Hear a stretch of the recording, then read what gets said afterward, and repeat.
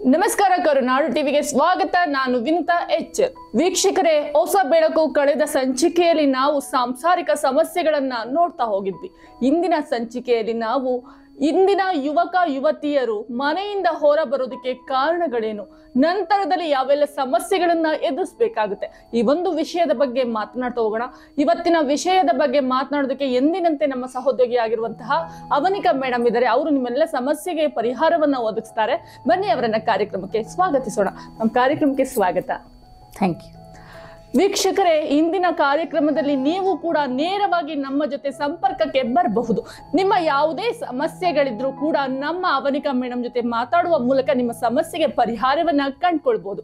ಹಾಗಾದ್ರೆ ನೀವು ಮಾಡ್ಬೇಕಾಗಿರೋದು ಇಷ್ಟೇ, ಇಲ್ಲಿ ಕಾಣ್ತಾ ಇರುವಂತಹ ದೂರವಾಣಿ ಸಂಖ್ಯೆಗೆ ಕಾಲ್ ಮಾಡುವ ಮೂಲಕ ನಮ್ಮ ಜೊತೆ ಮಾತಾಡಬಹುದು. ನೀವು ಕರೆ ಮಾಡಬೇಕಾದ ದೂರವಾಣಿ ಸಂಖ್ಯೆ 080226755667. ಮತ್ತೊಂದು ದೂರವಾಣಿ ಸಂಖ್ಯೆ 9845471101. ಈ ಕೂಡಲೇ ಈ ದೂರವಾಣಿ ಸಂಖ್ಯೆಗೆ ಕರೆ ಮಾಡುವ ಮೂಲಕ ನಿಮ್ಮ ಸಮಸ್ಯೆಯನ್ನು ನಮ್ಮ ಜೊತೆ ಹಂಚಿಕೊಳ್ಳುವ ಮೂಲಕ ಪರಿಹಾರವನ್ನ ಕಂಡುಕೊಳ್ಳಿ. ಬನ್ನಿ ಕಾರ್ಯಕ್ರಮವನ್ನ ಶುರು ಮಾಡೋಣ. ಇತ್ತೀಚಿನ ದಿನದಲ್ಲಿ ಸಾಕಷ್ಟು ಕಾರಣಗಳೇ ಇಲ್ಲದೆ ಇಂದಿನ ಯುವಕರು ಯುವತಿಯರು ಮತ್ತೆ ಮಧ್ಯ ವಯಸ್ಸಿನ ಮದುವೆಯಾಗಿರುವಂತ ಎಷ್ಟೋ ಮಹಿಳೆಯರಾಗಿರ್ಬೋದು ಪುರುಷರಾಗಿರ್ಬೋದು ಕ್ಷುಲ್ಲಕ ಕಾರಣಕ್ಕೆಲ್ಲ ಮನೆಯಿಂದ ಹೊರ ಹೋಗ್ತಾ ಇದ್ದಾರೆ. ಇಲ್ಲಿ ನೋಡ್ತಾ ಹೋದ್ರೆ ಯಾವುದೇ ರೀತಿಯ ಕಾರಣಗಳೇ ಕಂಡು ಬರೋದಿಲ್ಲ, ಆದ್ರೂ ಕೂಡ ಮನೆಯಿಂದ ಹೊರಗಡೆ ಹೋಗ್ತಾ ಇದ್ದಾರೆ. ಮ್ಯಾಮ್, ಯಾವೆಲ್ಲ ಕಾರಣಕ್ಕೋಸ್ಕರ ಈ ಒಂದು ಮನೆಯಿಂದ ಹೊರ ಹೋಗ್ತಾರೆ, ಎಲ್ಲಿಂದ ಬಂತು ಇವರಿಗೆ ಇಷ್ಟೆಲ್ಲ ಧೈರ್ಯ ಅನ್ನುವಂಥದ್ದು? ಅಂದ್ರೆ ಹೆಣ್ಮಕ್ಳು, ಪುರುಷರು ಹೋದ್ರೆ ಹೆಂಗೂ ಬಚಾವಾಗ್ತಾರೆ, ಕೆಲಸ ಸಿಗುತ್ತೆ, ಅವ್ರು ಫುಟ್ಪಾತ್ ಅಲ್ಲಿ ಮಲ್ಕೊಂಡ್ರು ನಡೆಯುತ್ತೆ, ಮತ್ತೆ ಹಾಗಾಗಿ ಅವ್ರ ಸ್ನೇಹಿತರ ಮನೆಗೆ ಹೋದ್ರು ನಡೆಯುತ್ತೆ. ಏನೋ ಒಂದು ವಿಚಾರ ದೇವರು ಅವರಿಗೆ ಒಂದು ಅವಕಾಶವನ್ನ ಕೊಟ್ಟಿರ್ತಾರೆ. ಅದೇ ರೀತಿಯಾದ ಸಮಸ್ಯೆಗಳನ್ನು ಎದುರಿಸೋದು ಮಹಿಳೆಯರು ಅಥವಾ ವಿದ್ಯಾರ್ಥಿಗಳು. ವಿದ್ಯಾರ್ಥಿನಿಯರು ಏನಾದ್ರೂ 18 ವರ್ಷದ ಒಳಗಡೆ ಇರ್ತಕ್ಕಂತಹ ಯುವತಿಯರು ಏನಾದ್ರೂ ಮನೆಯಿಂದ ಹೊರಗಡೆ ಬಂದಾಗ ಯಾಕೆ ಬರ್ತಾರೆ ಅಂದ್ರೆ ತಂದೆ ತಾಯಿ ಮೇಲೆ ಕೋಪಕ್ಕೋ ಅಥವಾ ಏನೋ ಒಂದು ಗಲಾಟೆ ಆಗಿರುತ್ತೆ ಅಥವಾ ಒಂದು ಅವಮಾನಕ್ಕೆ ಕೀಳಾಗಿರ್ತಾರೆ. ಈ ರೀತಿ ಸಮಸ್ಯೆಗಳಾದಾಗ ಅವ್ರು ಮನೆಯಿಂದ ಹೊರಗಡೆ ಬರುವಂತ ಧೈರ್ಯವನ್ನು ಮಾಡ್ತಾರೆ. ಯಾಕೆಂದ್ರೆ ಶಾಲಾ ಕಾಲೇಜುಗಳಿಗೆ ಹೋಗುವಂತ ಮಕ್ಳು ಅಂದ್ರೆ 10ನೇ ಕ್ಲಾಸ್ ತನಕ ಯಾವ ಸಮಸ್ಯೆಗಳು ಹೆಣ್ಮಕ್ಳಿಗೆ ಇರೋದಿಲ್ಲ. ಬೆಳಗ್ಗೆ ಸ್ಕೂಲ್ಗೆ ಹೋಗ್ತಾರೆ, ಸಂಜೆ ಬರ್ತಾರೆ, ಮತ್ತೆ ಟ್ಯೂಷನ್ಗೆ ಹೋಗ್ತಾರೆ, ಮತ್ತೆ ರಾತ್ರಿ ಬಂದು ಊಟ ಮಾಡ್ತಾರೆ, ಮಲಗ್ತಾರೆ. ಈ ರೀತಿ ಒಂದು ಬ್ಯುಸಿ ಶೆಡ್ಯೂಲ್ ಅಲ್ಲಿ ಅವ್ರಿಗೆ ಏನು ಅನ್ಸಲ್ಲ. ಯಾವಾಗ ಅವರು ಮೊದಲನೇ ವರ್ಷದ ಕಾಲೇಜಿಗೆ ಪ್ರವೇಶವನ್ನು ಮಾಡ್ತಾರೆ, ಅಲ್ಲಿಂದ ಶುರುವಾಗುತ್ತೆ. ಅದು ವಸ್ತ್ರದಿಂದ ಆಗಿರಬಹುದು ಅಥವಾ ಅವರ ಒಂದು ಖರ್ಚು ವೆಚ್ಚದಲ್ಲಾಗಿರಬಹುದು. ಈ ತರ ಒಂದು ಸಮಸ್ಯೆಗಳನ್ನ ಹೆದರಿಸುವಾಗ ಅಥವಾ ಲೇಟ್ ಆಗಿ ಬರುವಂತದ್ದಾಗಿರ್ಬೋದು ಅಥವಾ ಆ ಹದಿಹರಿಯದಲ್ಲೇ ಯಾವುದಾದ್ರೂ ಯುವಕನ ಒಂದು ವಿಷಯಕ್ಕೆ ಸಂಬಂಧಪಟ್ಟಂಗೆ ಸಿಲುಕಿರುವಾಗ, ಇದು ಮನೆಯಲ್ಲಿ ಏನಾದ್ರೂ ತಿಳಿದಾಗ ಅಥವಾ ಮನೆಯಲ್ಲಿರ್ತಕ್ಕಂತಹ ಬಡತನ ಆಗಿರಬಹುದು. ಈ ಬಡತನದಿಂದ ಆ ಮಕ್ಕಳಿಗೆ ಸಿಗಬೇಕಾದ ಖರ್ಚು ವೆಚ್ಚಗಳು ಸಿಗದೆ ಇರಬಹುದು. ಈ ರೀತಿ ಸಮಸ್ಯೆಗಳು ಬಂದಾಗ ಮಾತ್ರ ಮನೆಯಿಂದ ಹೊರಗಡೆ ಹೋಗ್ಬೇಕು ಅನ್ಸುತ್ತೆ. ಅಥವಾ ಯಾವುದೋ ಒಂದು ಟೆನ್ಷನ್ ಅಲ್ಲಿ ತಂದೆ ಬಂದಿರ್ತಾರೆ ಕೆಲಸದಿಂದ, ಅದನ್ನ ಮಕ್ಕಳ ಮೇಲೆ ಹಾಕೋದು. ಅಥವಾ ತಾಯಿಯೇನೋ ಮನೆ ಟೆನ್ಷನ್ ಜಾಸ್ತಿ ಇರ್ತದೆ, ಕೆಲಸದ ಒತ್ತಡ ಇರ್ತದೆ, ಮತ್ತೆ ಸಾಲದ ಒತ್ತಡ. ಈ ಸಂಘಗಳಿಂದ ಸಾಲ ಮಾಡಿ ವಾರಕ್ಕೆ ಕಟ್ಟುವಂಥದ್ದು ನಾವು ನೋಡ್ತಾನೆ ಇದ್ದೀವಿ. ಈ ತರ ಫಿನಾನ್ಸಿಯಲಿ ಇರ್ಬೋದಾಗಿತ್ತು, ಅಥವಾ ಮನಸ್ಥಿತಿ ಅವ್ರ ಗಂಡ ಹೆಂಡತಿ ಮಧ್ಯದಲ್ಲಿ ಏನಾದ್ರೂ ವೈಮನಸ್ಸಿಂದ ಇರ್ಬೋದಾಗಿತ್ತು. ಸಾಕಷ್ಟು ಕಾರಣಗಳಿರ್ತವೆ. ಈ ಒಂದು ಕಾರಣದಲ್ಲಿ ಮಕ್ಕಳ ಮೇಲೆ ಕೊಡ್ಬೇಕಾಗಿರ್ತಕ್ಕಂತಹ ಗೌರವ ಇಲ್ದಂಗಾಗಿದೆ. ಮಕ್ಕಳನ್ನ ಲಾಲನೆ ಪಾಲನೆ ಪೋಷಣೆ ಮಾಡೋದು ಕಮ್ಮಿ ಆಗಿರುತ್ತೆ. ಮಕ್ಕಳನ್ನ ಯಾವುದೇ ರೀತಿ ಕಾಪಾಡ್ಕೋಬೇಕು, ಅವಳಿಗೆ ಏನು ಬೇಕು ಏನು ಬೇಡ ಅನ್ನೋದ್ರ ಬಗ್ಗೆ ಯೋಚನೆ ಮಾಡಕ್ ಆಗದೆ ಇರುವಂತದ್ದಾಗಿರ್ಬೋದು.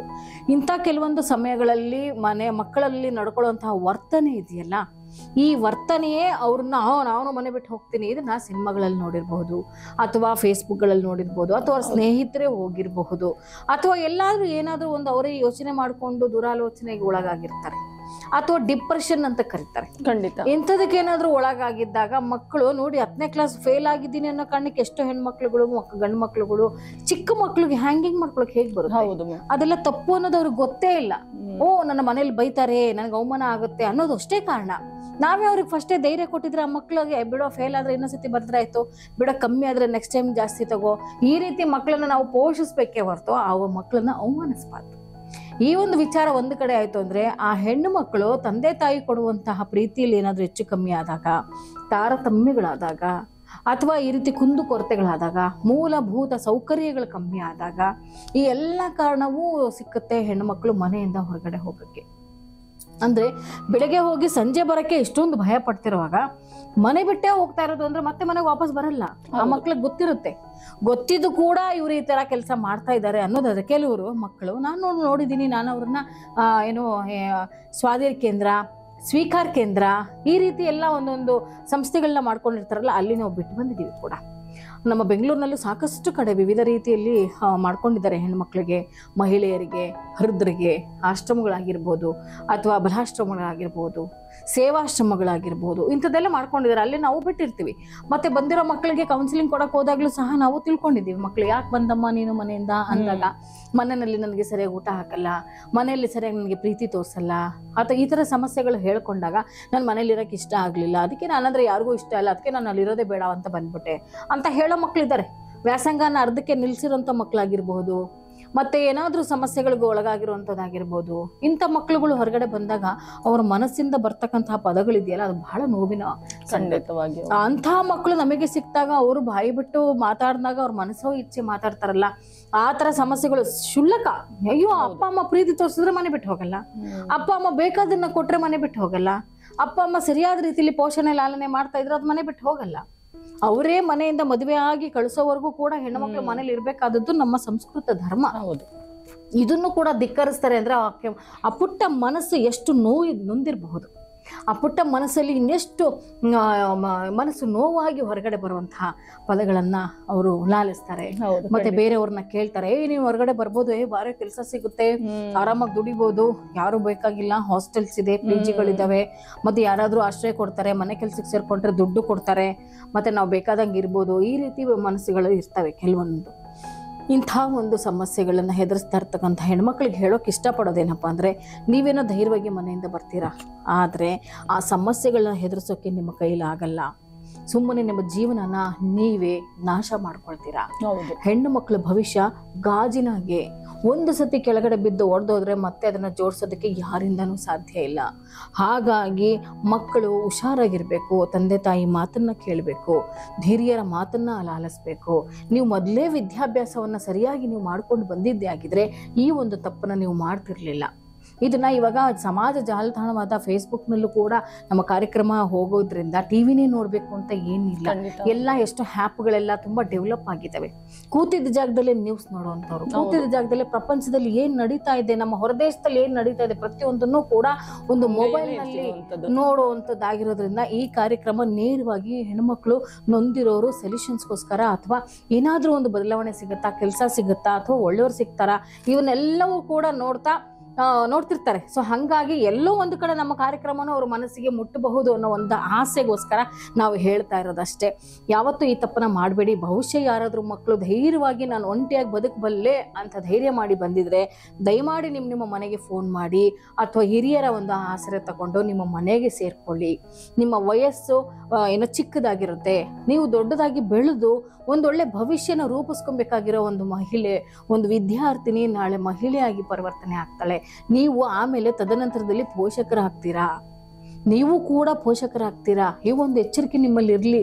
ಯಾವಾಗ್ಲೂ 10 ವರ್ಷದ ನಂತರ ನೀವು ತಾಯಿ ಆಗುವಂತಹ ಕಾಲ ಬಂದೇ ಬರುತ್ತೆ. ಮನಸ್ಸು ಮಾಡಿದ್ರೆ ಯಾವಾಗ ಬೇಕಾದ್ರೂ ತಾಯಿ ಆಗ್ಬೋದು. ಆದ್ರೆ ಒಂದಕ್ಕಿಂತ ಒಂದು ಅವಕಾಶಗಳಿದ್ದಾವೆ, ಸಮಯ ಇದೆ, ಇದನ್ನೆಲ್ಲ ನೀವು ಉಪಯೋಗಿಸ್ಕೋಬೇಕು. ಈ ಹೆಣ್ಣು ಮಕ್ಕಳು ಈ ರೀತಿ ಧೈರ್ಯನ ಮಾಡಬೇಡಿ ಅಂತ ನಾನು ಹೇಳಕ್ ಇಷ್ಟಪಡ್ತೀನಿ. ವೀಕ್ಷಕರೇ, ನೀವು ಮನೆಯಿಂದ ಹೊರಬರೋದು ದೊಡ್ಡದಲ್ಲ, ಮನೆಯಿಂದ ಹೊರ ಬಂದ ನಂತರದಲ್ಲಿ ಅನುಭವಿಸಬೇಕಾಗಿರುವಂತಹ ಒಂದು ಸಮಸ್ಯೆಗಳಿದೆಯಲ್ಲ, ಅದು ನಿಜಕ್ಕೂ ಹೇಳುತ್ತಿರೋದು. ಸಾಕಷ್ಟು ಮಹಿಳೆಯರು ಮತ್ತು ವಿದ್ಯಾರ್ಥಿಗಳು ನಾನು ಜೀವನದಲ್ಲಿ ಏನಾದ್ರು ಸಾಧಿಸ್ತೀನಿ ಅಂತ ಬರ್ತಾರೆ. ಆದ್ರೆ ಅವರು ತನ್ನ ಜೀವನವನ್ನ ಕಟ್ಕೊಡೋದಕ್ಕಿಂತ ಹೆಚ್ಚಾಗಿ ಸಮಸ್ಯೆಯ ಸುಳಿಯಲ್ಲಿ ಸಿಲುಕಿ ಅದರಿಂದ ಹೊರ ಬರೋದಕ್ಕೆ ಒದ್ದಾಡ್ತಾರೆ. ಇಂತಹ ಸಾಕಷ್ಟು ಸಮಸ್ಯೆಯನ್ನ ಎದುರಿಸಿರುವವರು ನಿಮ್ಮ ಸುತ್ತಮುತ್ತನೇ ಇರ್ತಾರೆ. ಇವತ್ತು ಈ ರೀತಿಯಲ್ಲಿ ಕೆಲವೊಂದಷ್ಟು ಜನ ಸಮಸ್ಯೆಯ ಸುಳಿಯಲ್ಲಿ ಸಿಲುಕಿರೋದನ್ನ ನಾವು ನೋಡ್ತಾ ಹೋಗ್ತೀವಿ. ಬನ್ನಿ, ಈ ಒಂದು ವಿಷಯಕ್ಕೆ ಸಂಬಂಧಪಟ್ಟಂತೆ ಸಾರ್ವಜನಿಕರು ಕೂಡ ಕರೆ ಮಾಡಿ ಅವರ ಸಮಸ್ಯೆಯನ್ನು ನಮ್ಮ ಜೊತೆ ಹಂಚಿಕೊಳ್ತಾ ಇದ್ದಾರೆ. ಇದೀಗ ಮೊದಲನೆಯ ಕಾಲಿಂಗ್ ರೆಡಿ ಇದ್ದಾರೆ, ಅವ್ರನ್ನ ಮಾತಾಡಿಸ್ತಾ ಹೋಗೋಣ. ಮ್ಯಾಮ್ ನಮಸ್ತೆ, ಎಲ್ಲಿಂದ ಕರೆ ಮಾಡ್ತಾ ಇರುವಂತದ್ದು? ಮ್ಯಾಮ್ ನಮಸ್ತೆ, ನಾನ್ ಡೆಲ್ಲಿಯಿಂದ ಮಾತಾಡ್ತಾ ಇರೋದು, ಶಬ್ನಮ್. ಹೇಳಿ ಮ್ಯಾಮ್, ಏನು ನಿಮ್ಮ ಸಮಸ್ಯೆ? ಮೇಡಮ್ 2015 ಮತ್ತೆ 16 ಅಲ್ಲಿ ನಾನ್ ಯಾರಿಗೆ ಸಹಾಯ ಮಾಡ್ದೆ ಮೇಡಮ್. ಆಕ್ಚುಲಿ ಅರೌಂಡ್ 20 lakhs ಅವ್ರಿಗೆ ತುಂಬಾ ನೀಡ್ ಇತ್ತು, ಅದಕ್ಕೆ ನಾನು ಅವ್ರಿಗೆ ಹೆಲ್ಪ್ ಮಾಡ್ದೆ. ಮಾಡಿದ ಮೇಲೆ ಅವ್ರು ನನ್ ಮೋಸ ಆಗಿದ್ದೀನಿ, ಅವರು ದುಡ್ಡು ತಗೊಂಡ್ ಎಲ್ಲಿ ಹೋಗಿದ್ದಾರೆ ಏನು ಒಂದೂ ಅರ್ಥ ಆಗ್ತಾ ಇಲ್ಲ ನನ್ಗೆ, ಏನು ಗೊತ್ತಿಲ್ಲ. ನಾನ್ ಪೊಲೀಸ್ ಸ್ಟೇಷನ್ ಹೋಗಿ ಕಂಪ್ಲೇಂಟ್ ಮಾಡಿದ್ರೆ ಅವರು ಸಮಸ್ಯೆನ ಇಲ್ಲ ನೀವು ಕೋರ್ಟ್ ಹೋಗ್ಬೇಕು, ಇದು ಸಿವಿಲ್ ಮ್ಯಾಟರ್ ಅಂತೆ ಹೇಳಿರೋದು. ಆಮೇಲೆ ನಾನ್ ಕೋರ್ಟ್ಗೆನು ಹೋಗಿದ್ದೀನಿ. ಸೊ ಅಷ್ಟು ಸುಲಭವಾಗಿ ಕೇಸ್ ಸಾಲ್ವ್ ಆಗಲ್ಲ. ಏನಿದ್ರೆ ಇದು ನಡೀತಾ ಇರುತ್ತೆ ಸಿವಿಲ್ ಮ್ಯಾಟರ್ಸ್, ಏನ್ ಅದಕ್ಕೆ ಉಪಾಯ ಸಿಗ್ತಾ ಇಲ್ಲ ಮೇಡಮ್. ಅದಕ್ಕೆ ಏನ್ ಮಾಡ್ಬೋದು ನಾವು? ಎಸ್ ಮ್ಯಾಮ್, ನಿಮ್ಮ ಸಮಸ್ಯೆಗೆ ಪರಿಹಾರವನ್ನು ಒದಗಿಸ್ಕೋಸ್ಕರ ನಮ್ಮ ಜೊತೆ ಅವನಿಕಾ ಮೇಡಮ್ ಇದ್ರೆ, ಅವರು ನಿಮ್ಮ ಸಮಸ್ಯೆಗೆ ಇದೀಗ ಸೊಲ್ಯೂಷನ್ ಅನ್ನ ತಿಳಿಸ್ಕೊಡ್ತಾರೆ. ಅವ್ರ ಜೊತೆ ಮಾತಾಡಿ ಮ್ಯಾಮ್, ಅವ್ರ ಲೈನ್ ಅಲ್ಲಿ ಇದ್ದಾರೆ ನೋಡಿ. ಹಲೋ. ಹಲೋ, ನಮಸ್ತೆ. ನಮಸ್ತೆ. ನಮಸ್ತೆ ಮೇಡಮ್, ನೀವು ಎಲ್ಲಿಂದ? ಡೆಲ್ಲಿಯಿಂದ ಕಾಲ್ ಮಾಡ್ತಾ ಇದ್ದೀರಾ ಅಂತ ಹೇಳಿದ್ರಲ್ಲ? ಡೆಲ್ಲಿಯಿಂದ ಶಬ್ನಮ್ ಅಂತೆ ಮೇಡಮ್. 2015-16 ಅಲ್ಲಿ ಸ್ವಲ್ಪ ಲಾಸ್ ಆಗಿದೆ. ಯಾರು ನನ್ಗೆ ಹೆಲ್ಪ್ ಕೇಳಿದ್ರು, ಅದಕ್ಕೆ ನಾನು ಅವ್ರಿಗೆ 20 lakhs ಕೊಟ್ಟಿದ್ದೀನಿ. ಸೊ ನಾನು ಒಂದ್ ಕಡೆಯಿಂದ ಆಕ್ಚುಲಿ ಬಾರೋ ಮಾಡಿ ಅವ್ರಿಗೆ ಕೊಟ್ಟೆ ನನ್ ಫ್ರೆಂಡ್ ಹತ್ರ. ಸೊ ಸರಿ ತಗೊಳ್ಳಿ, ಏನಿದೆ ನೀವು ಮಾಡಿ, ನಿಮ್ ಸಮಸ್ಯೆ ಇದು ಏನಿದೆ ಓಕೆ ಅಂತ. ಅವರು ಅದಾದ್ಮೇಲೆ ನನ್ಗೆ ಕೈಗೆ ಸಿಕ್ಕಿಲ್ಲ, ಏನಾಗಿಲ್ಲ. ನನ್ಗೆ ತುಂಬಾ ಟೆನ್ಷನ್ ಆಗಿತ್ತು. ನಾನು ತುಂಬಾ ಲಾಸ್ ಮಾಡ್ಕೊಂಡು ಎಲ್ಲ ಒಡವೆ ಪ್ಲೇಸ್ ಮಾಡಿ ಅವ್ರಿಗೆ ನಾನು ತೀರ್ಸಿದೆ. ಮತ್ತೆ ಇಲ್ಲಿ ನೋಡಿದ್ರೆ ನನ್ ಫುಲ್ ದುಡ್ಡು ಹೋಯ್ತು, ಮತ್ತೆ ಒಡವೆ ಎಲ್ಲ ಹೋಯ್ತು. ಮತ್ತೆ ಸಿವಿಲ್ ಮ್ಯಾಟರ್ ಕೋರ್ಟ್ ನಲ್ಲಿ ನಾನು ತಗೊಂಡು ಹೋದೆ, ಅಲ್ಲಿಂದ ಏನು ನನ್ಗೆ ಸಿಗ್ತಾ ಇಲ್ಲ ಸೊಲ್ಯೂಷನ್. ಏನ್ ಮಾಡ್ಬೇಕು ಅದಕ್ಕೆ? ಓಕೆ, ನಿಮ್ ಸಮಸ್ಯೆಗಳೆಲ್ಲ ನಮಗೆ ಗೊತ್ತಾಯ್ತು. ಮೊದಲನೇದಾಗಿ ನೀವು ನಮ್ಮ ಕಾರ್ಯಕ್ರಮನ ನೋಡ್ತಾ ಇದ್ದೀರಾ ಮೇಡಮ್? ಹೌದು ಮೇಡಮ್, ನೋಡ್ತಾ ಇದ್ದೀನಿ. ಮತ್ತೆ 2-3 ಎಪಿಸೋಡ್ಸ್ ನೋಡಿದ್ದೀನಿ. ನೋಡಿದ್ಮೇಲೆ ನಮ್ಗೆ ತುಂಬಾ ಇಷ್ಟ ಆಯ್ತು. ಓಕೆ, ಧನ್ಯವಾದಗಳು. ಹಾಗೆ ನಿಮ್ಮ ಸಮಸ್ಯೆ ನಮಗೆ ಗೊತ್ತಾಗಿದೆ. ಇದು ಸಿವಿಲ್ ಮ್ಯಾಟರ್ ಅಂತ ಹೇಳ್ತಾರೆ. ಪೊಲೀಸ್ನವ್ರ ಹತ್ರ ಹೋದ್ರೆ ಯಾವುದೇ ಒಂದು ಹಣಕಾಸಿನ ವ್ಯವಹಾರ ಆಗಿರ್ಬೋದು ಅಥವಾ ಭೂಮಿಗೆ ಸಂಬಂಧಪಟ್ಟ ವ್ಯವಹಾರ ಆಗಿರ್ಬೋದು, ಈ ಎರಡು ವಿಚಾರವು ಸಿವಿಲ್ ಮ್ಯಾಟರ್ ಅಂತ ಕರೀತಾರೆ. ಹಾಗಾಗಿ ನಾವು ಡೈರೆಕ್ಟ್ ಆಗಿ ಕೋರ್ಟ್ಗೆ ಹೋಗ್ಬೇಕಾಗತ್ತೆ.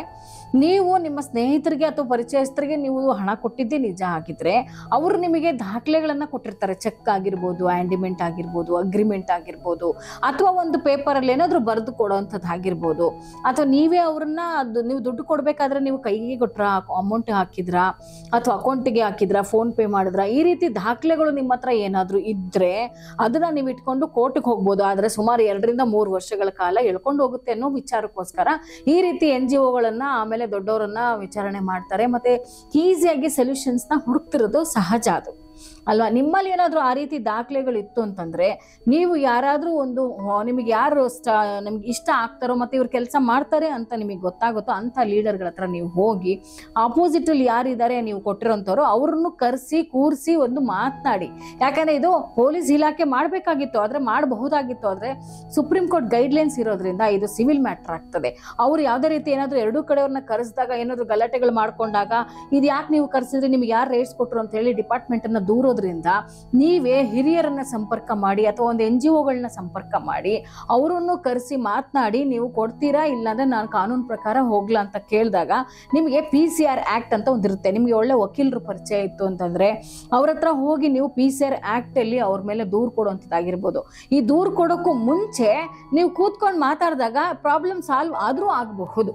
ಅಂದ್ರೆ 50% ಎಷ್ಟೋ ಪ್ರಾಬ್ಲಮ್ಗಳು ಕೂತು ಮಾತಾಡೋದ್ರಿಂದ ನಮ್ಗೆ ಸಜೆಷನ್ಸ್ ಗಳು ಸಿಕ್ಕಿದೆ, ನ್ಯಾಯ ಸಿಕ್ಕಿದೆ, ಸಮಯ ಸಿಕ್ಕಿದೆ. ಸೊ ಹಾಗಾಗಿ ನೀವು ಯಾಕೆ ಆ ಒಂದು ಉದ್ದೇಶಕ್ಕೆ ಬರಬಾರ್ದು? ಒಂದು NGOನ ಭೇಟಿ ಮಾಡಿ ನೀವು ಖಂಡಿತವಾಗ್ಲೂ ಮಾತಾಡಿದ್ದೆ ಆದ್ರೆ, ನೀವು ಕೋರ್ಟ್ಗೆ ಹೋಗ್ತೀರಾ, PCR ಮಾಡ್ತೀರಾ. PCR ಅಂದ್ರೆ ಏನು? ಪ್ರೈವೇಟ್ ಕಂಪ್ಲೇಂಟ್ ರಿಜಿಸ್ಟರ್ಡ್ ಅಂತ ಕರೀತಾರೆ. ನೀವು ಕಂಪ್ಲೇಂಟ್ ಅಂದ್ರೆ FIR ಸ್ಟೇಷನ್ ಅಲ್ಲಿ ಮಾಡೋದು FIR, ಕೋರ್ಟ್ ಅಲ್ಲಿ ಮಾಡೋದನ್ನ PCR ಅಂತ ಕರೀತಾರೆ. ನೀವು PCR ಮಾಡಿದ್ರೆ ಅಲ್ಲೂ ಕೂಡ ಅವ್ರು ಬೇಲ್ ತಗೋಬೇಕು, ಅದು ಕೂಡ ಸ್ಟೇಷನ್ಗೆ ಬರುತ್ತೆ ನಿಮ್ಮ ಜ್ಯೂರಿಷನ್ಗೆ. ಅಲ್ಲಿಂದ ಕೂಡ ಅವರು ನಿಮಗೆ ಸಂಬಂಧಪಟ್ಟ ಹಾಗೆ ಏನ್ ತನಿಖೆ ಮಾಡಬೇಕು FIR ಅಲ್ಲಿ PCR ಅಲ್ಲೂ ಕೂಡ ಸೇಮ್ ತನಿಖೆ ಇರುತ್ತೆ. ಸೊ ಹಂಗಿರುವಾಗ ಅದೆಲ್ಲ ನೀವು ಮಾಡಬೇಡಿ ಅಂತ ಹೇಳಿ ನಿಮಗೆ ಸಜೆಷನ್ ಕೊಡಬಹುದು. ಅದ್ರ ಜೊತೆಗೆ ನಿಮಗೆ ಆಯ್ತು ನನಗೆ ಇವತ್ತಾಗಿಲ್ಲ ಅಂತಂದ್ರೆ ಮುಂದಿನ ತಿಂಗಳಾದ್ರೂ ಕೊಡ್ತೀನಿ ಅನ್ನೋದು ನಂಬಿಕೆ ಕೊಡಿ ಅಂದಾಗ ಅವಾಗ ಇನ್ನೊಂದ್ಸತಿ ನೀವು ಫ್ರೆಶ್ ಆಗಿ ಒಂದು ಪೇಪರ್ನ ಮಾಡ್ಕೊಳ್ಬಹುದು. ಇದು ಸಾಧ್ಯ. NGO ಮುಂದೆ ಕೂತ್ಕೊಂಡು ಅಥವಾ ಹಿರಿಯರ ಮುಂದೆ ಕೂತ್ಕೊಂಡು ಇಬ್ರು ಕೂತ್ಕೊಂಡು ಮಾತನಾಡಿದಾಗ ಖಂಡಿತವಾಗ್ಲೂ ನಿಮ್ಮ ದುಡ್ಡು ಯಾವತ್ತೂ ಮೋಸ ಆಗಲ್ಲ ಅನ್ನೋದು ನನ್ನ ಒಂದು ಭರವಸೆ ಇದೆ. ಇದು ಒಂದು ಪ್ರಯತ್ನ ಮಾಡಿ. ಆಮೇಲೆ ನೀವು ನಮ್ಮ ಕಾರ್ಯಕ್ರಮನ ನೋಡ್ತಾ ಇದ್ರಲ್ಲ, ನೀವು ವೇದಿಕೆಗೆ ನೀವು ಬರಬಹುದು. ಧೈರ್ಯವಾಗಿ ನೀವು ಬನ್ನಿ. ನಿಮ್ಮ ಸಮಸ್ಯೆಗೆ ನಮ್ಮ ಕೈಲಾದ ಸೇವೆಯನ್ನು ನಾವು ಮಾಡ್ತೀವಿ. Thank you. ಇದೇ ತರ ನಮ್ಮ ಕಾರ್ಯಕ್ರಮ ನೋಡ್ತಾ ಇರಿ, ಹಾಗೆ ಕಾರ್ಯಕ್ರಮ ಕೂಡ ಮಾಡ್ತಾ ಇರಿ ಮ್ಯಾಮ್. ಧನ್ಯವಾದಗಳು ನಮ್ಮ ಕಾರ್ಯಕ್ರಮಕ್ಕೆ ಕರೆ ಮಾಡಿದ್ದಕ್ಕೆ. Thank you madam, thank you. Yes ವೀಕ್ಷಕರೇ, ದೆಹಲಿಯಿಂದ ಶಬ್ನಮ್ ಅವರು ಕಾಲ್ ಮಾಡಿದ್ರು. ಅವರ ಸಮಸ್ಯೆಗೆ ಇದೀಗ ಪರಿಹಾರ ಸಿಕ್ಕಿದೆ ಅಂತ ಭಾವಿಸ್ತಾ ಮುಂದಿನ ಕರೆಯನ್ನ ಸ್ವೀಕಾರ ಮಾಡೋಣ. ಎಸ್, ಇದೀಗ ಕಾರ್ಯಕ್ರಮದಲ್ಲಿ ಮತ್ತೊಂದು ಕರೆ ರೆಡಿ ಇದೆ. ಬನ್ನಿ, ಅವರು ಎಲ್ಲಿಂದ ಕರೆ ಮಾಡ್ತಿದ್ದಾರೆ, ಅವ್ರ ಸಮಸ್ಯೆ ಏನು ಕೇಳ್ತೋಗೋಣ. ಹಲೋ ಮೇಡಮ್, ನಮಸ್ತೆ. ನಮಸ್ತೆ ಮ್ಯಾಮ್. ಎಲ್ಲಿಂದ ಕರೆ ಮಾಡ್ತಾ ಇರೋದು? ನಿಮ್ಮ ಹೆಸರು? ನಮ್ಮ ಹೆಸರು ಶಿಲ್ಪಾ ಅಂತ. ಮ್ಯಾಮ್ ಹೇಳಿ ಮ್ಯಾಮ್, ಎಲ್ಲಿಂದ ಕರೆ ಮಾಡ್ತಾ ಇರೋದು? ಶಿಲ್ಪಾ ಅವರು ಬ್ಯಾಂಗ್ಳೂರಿಂದ ಚಾಮರಾಜಪೇಟೆಯಿಂದ ಕರೆ ಮಾಡ್ತಾ ಇದ್ದಾರೆ. ಏನು ಮ್ಯಾಮ್ ನಿಮ್ಮ ಸಮಸ್ಯೆ ಏನಿದೆ? ಸಮಸ್ಯೆ ಏನಂತ ಹೇಳಿ ಮ್ಯಾಮ್? ಅಲ್ಲ, ಯಾವ ಸಮಸ್ಯೆಯ ಪರಿಹಾರಕ್ಕೋಸ್ಕರ ನಮ್ಮ ಕಾರ್ಯಕ್ರಮಕ್ಕೆ ಕರೆ ಮಾಡಿದ್ರ? ನಾನು ಒಬ್ಬರನ್ನ ಇಷ್ಟಪಟ್ಟಿದ್ದೆ. ಅವರು 2 ವರ್ಷದಿಂದ ದೂರ ಆಗಿದ್ದಾರೆ, ಅದಕ್ಕೋಸ್ಕರ ನಾನು ಕಾಲ್ ಮಾಡಿದೆ. ಹೌದಾ? ಯಾವ ಕಾರಣದಿಂದ ದೂರವಾದ್ರು? ಮಾಮೂಲಿ ಇರುತ್ತಲ್ವಾ ಮ್ಯಾಮ್, ಇದು ಫ್ಯಾಮಿಲಿ ಕಡೆಯಿಂದ ಅದು ಇದು ಅಂತ ದೂರ ಮಾಡ್ಕೊಂಡು ಮಾಡಿದ್ರು. ಅವ್ರಿಗೂ ಕೂಡ ನಿಮ್ಮ ಮೇಲೆ ಇಷ್ಟ ಇದೆಯಾ? ಇಷ್ಟ ಇತ್ತು, ಹೀಗೆ ಫ್ಯಾಮಿಲಿ ಕಡೆಯಿಂದ ಸ್ವಲ್ಪ ದೂರ ಆಗ್ಬಿಟ್ಟು. ಓಕೆ ಮ್ಯಾಮ್, ನಿಮ್ಮ ಸಮಸ್ಯೆಗೆ ಪರಿಹಾರವನ್ನ ನಮ್ಮ ಮೇಡಮ್ ಅವನಿಕಾ ಅವ್ರು ಕೊಡ್ತಾರೆ, ಅವ್ರ ಜೊತೆ ಮಾತಾಡಿ ma'am. Okay ma'am. Hello. Hello, ನಮಸ್ಕಾರ ಮ್ಯಾಮ್. ನಮಸ್ತೆ, ಏನ್ ನಿಮ್ಮ ಹೆಸರು? ನನ್ನ ಹೆಸರು ಶಿಲ್ಪಾ ಅಂತ. ಓಕೆ, ಎಲ್ಲಿಂದ ಕರೆ ಮಾಡ್ತಾ ಇದ್ದೀರಾ? ಬ್ಯಾಂಗ್ಳೂರು ಚಾಮರಾಜಪೇಟೆಯಿಂದ ಮ್ಯಾಮ್. ನಮ್ಮ ಕಾರ್ಯಕ್ರಮ ನೋಡ್ತಾ ಇದ್ದೀರಾ? ಕಾರ್ಯಕ್ರಮ ನೋಡ್ತಾ ಇದ್ದಿದ್ದೆ, ಅದಕ್ಕೆ ನಿಮ್ಗೆ ಕಾಲ್ ಮಾಡಿದ್ದು ಮ್ಯಾಮ್. ಓಕೆ, ನಿಮ್ಮ ಸಮಸ್ಯೆನ ನಾವು ಕೇಳಿಸ್ಕೊಂಡ್ವಿ. 2 ವರ್ಷಗಳಿಂದ ಪ್ರೀತಿಸಿದ ಹುಡುಗ ಇವಾಗ ಬೇಡ ಅಂತ ಹೇಳ್ತಿದ್ದಾರೆ ಅಂತ ಅಲ್ವಾ? ಹೌದೌದು. ಅದ್ ಕಾರಣ ಏನಂತ ಕೇಳಿದ್ರಾ? ಕಾರಣ ಕೇಳಿದಕ್ಕೆ ಅವ್ರ ಫ್ಯಾಮಿಲಿ ಅದೇನೋ ಒತ್ತಡ ಕೊಡ್ತಾವ್ರೆ ಅಂತ ಅವರು ಅಷ್ಟು ಮಾತ್ರ ಹೇಳಿದ್ದಾರೆ. ಓಕೆ, ನೀವೇನು ದೂರ್ ಕೊಡುವಂತ ಪ್ರಯತ್ನ ಏನು ಮಾಡಿಲ್ವಾ? ದೂರ ಎಲ್ಲ ಕೊಟ್ಟಿದೀವಿ, ಆದ್ರೂ ಕೂಡ ನನ್ಗೆ ನ್ಯಾಯ ಎಲ್ಲೂ ಸಿಗ್ಲಿಲ್ಲ ಮ್ಯಾಮ್. ಸಿಗುತ್ತೆ, ಯಾಕಂದ್ರೆ ನ್ಯಾಯ ಪ್ರತಿಯೊಂದೊಬ್ರಿಗೂ ಸಿಗುವಂತಹ ಜಾಗ ನ್ಯಾಯಾಲಯ ಅಲ್ವಾ? ಅವ್ರಿಗಿಂತ ದೊಡ್ಡವ್ರಿಗೆ ಯಾರು ಇಲ್ಲ. ಹಾಗಾಗಿ ಆ ಹುಡುಗನ ಸಮಸ್ಯೆ ಏನು ಅಂತ ಹೇಳಿ ನೀವು ಕೂತ್ಕೊಂಡು ಒಬ್ರು ದೊಡ್ಡವ್ರ ಹತ್ರ ಕೂತ್ಕೊಂಡು, ಅಥವಾ ಒಂದು ವಕೀಲರ ಹತ್ರನೋ ಅಥವಾ ಕೌನ್ಸಿಲಿಂಗ್ ಅಲ್ಲೋ, ಈ ರೀತಿ ಒಂದು ಫ್ಯಾಮಿಲಿ ಕೌನ್ಸಿಲಿಂಗ್ ಅಲ್ಲಿ ಕೂಡ ಮಾಡ್ತಾರೆ. ಯಾಕಂದ್ರೆ ನೀವು ಈಗಾಗಲೇ FIR ಮಾಡಿದೀರಿ, ದೂರು ಕೊಟ್ಟಿದ್ದೀವಿ ಅಂತ ಅಂದಾಗ ಕೆಲವೊಂದು ಸಮಯ, ಒಂದು ಎವಿಡೆನ್ಸ್ ಅಂತ ಒಂದು ಸಮಯ ಬರುತ್ತೆ. ಆ ಸಮಯ ಬರೋವರೆಗೂ ನೀವು ಕಾದಿದ್ದು, ನೀವು ಆವಾಗ ಕೂತ್ಕೊಂಡು ಅವ್ರ ಸಮಸ್ಯೆನ ನೀವು ಕೇಳಿದಾಗ ನಿಮ್ ಜೊತೆ ಓಡಾಡಿದ್ದಕ್ಕೆ ದಾಖಲೆಗಳಿರುತ್ತೆ, ಫೋಟೋಗಳಿರುತ್ತೆ, ಮತ್ತೆ ಹೊರಗಡೆ ತಿರ್ಗಾಡಿದ್ದು ಮತ್ತೆ ಇದೆಲ್ಲ ಇರುತ್ತೆ, ಮತ್ತೆ ನಿಮ್ ಜೊತೆ ಮಾತಾಡಿರೋಂತಹ ಧ್ವನಿ ಇರುತ್ತೆ, ರೆಕಾರ್ಡಿಂಗ್ ಇರುತ್ತೆ. ಇದನ್ನೆಲ್ಲ ಇಟ್ಟು ನನಗೆ ಇನ್ಯಾರು ಜೀವನ ಕೊಡ್ತಾರೆ, ಇನ್ಯಾರು ಮದ್ವೆ ಆಗ್ತಾರೆ, ನೀವೇ ಆಗ್ಬೇಕು, ಮನೆಯವ್ರ ಅಪ್ಪ ಅಮ್ಮನ ನಾವು ಕಷ್ಟಪಟ್ಟು ಒಪ್ಸೋಣ ಅಂತ ಹೇಳಿ ಈ ರೀತಿ ಒಂದು ಕುಟುಂಬದಿಂದ ನಿಮ್ ತಂದೆ ತಾಯಿನೂ ಕರ್ಕೊಂಡು ಹೋಗಿ ನೀವು ಕೂಡ್ಲೆ ಮಾತಾಡಿದಾಗ, ಯಾಕಂದ್ರೆ ಅದಕ್ಕೊಂದು ಸಮಯ ಬರುತ್ತೆ. ಜಡ್ಜ್ ಸಾಹೇಬ್ರುಗಳು ಹೇಳ್ತಾರೆ, ಕೌನ್ಸಿಲಿಂಗ್ ಅಂತ ಕೊಡ್ತಾರೆ. ಕೌನ್ಸಿಲಿಂಗ್ ಬರೋಕೆ ಕೆಲವು ಸಮಯ ತಗೊಳುತ್ತೆ. FIR ಆಗಿದ ತಕ್ಷಣ ನಮ್ಗೆ ಕೋರ್ಟ್ಗೆ ಹೋಗಲ್ಲ, ಕೋರ್ಟ್ಗೆ ಹೋಗಿದ ತಕ್ಷಣ ನಮ್ಗೆ ಮಾತಾಡೋಕ್ಕೆ ಒಂದು ಕೌಟುಂಬಿಕ ಕಲಹ ಅಂತ ಅಲ್ವೇ ಅಲ್ಲ. ಇದು ಪ್ರೀತಿ ಪ್ರೇಮದ ವಿಚಾರ ಆಗಿರೋದ್ರಿಂದ ಸ್ವಲ್ಪ ಎವಿಡೆನ್ಸ್ ಅಂತ ಬರೋವರೆಗೂ ವೇಟ್ ಮಾಡಿ ಕಾದಿದ್ದು, ಆಮೇಲೆ ವಕೀಲರನ್ನ ನಿಮ್ಮ ಆಪೋಸಿಟ್ ಅವ್ರನ್ನ ಎಲ್ಲರನ್ನ ಕರೆಸಿ ಕೂತ್ಕೊಂಡು ಮಾತಾಡಿದಾಗ ಆ ಸಮಸ್ಯೆ ಸಣ್ಣದಾಗಿತ್ತು ಅಂತಂದ್ರೆ ಬಗೆಹರಿಸ್ತಾರೆ, ಅಥವಾ ಬೇರೆ ಸಮಸ್ಯೆಗಳು ಏನಾದ್ರು ಇತ್ತು ಅಂತಂದಾಗ ಅದಕ್ಕೆ ಇನ್ನೊಂದು ಪರಿಹಾರ ಇರುತ್ತೆ. ದಯಮಾಡಿ ಧೈರ್ಯವಾಗಿರಿ, ಏನೂ ಆಗಲ್ಲ.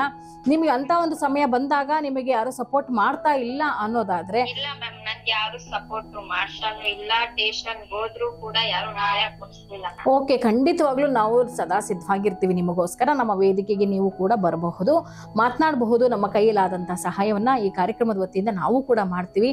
ಆದ್ರೆ ನಿಮ್ಗೆ ಕೌನ್ಸಿಲಿಂಗ್ ಅನ್ನೋ ಒಂದು ಪದ ನಿಮ್ಗೆ ಠಾಣೆಯಿಂದನೇ ಕರೀತಾರೆ, ಆಮೇಲೆ ಕೋರ್ಟ್ ಇಂದನೂ ಆರ್ಡರ್ ಆಗುತ್ತೆ. ಅಲ್ಲಿವರೆಗೂ ಕೂಡ ಯಾವುದೇ ರೀತಿ ತೊಂದರೆ ಆಗ್ದಂಗೆ ನೀವು ನ್ಯಾಯಾಲಯಕ್ಕೆ ಧೈರ್ಯವಾಗಿರಿ, ಅದಕ್ಕೊಂದು ಗೌರವ ಕೊಡಬೇಕಾಗಿದೆ.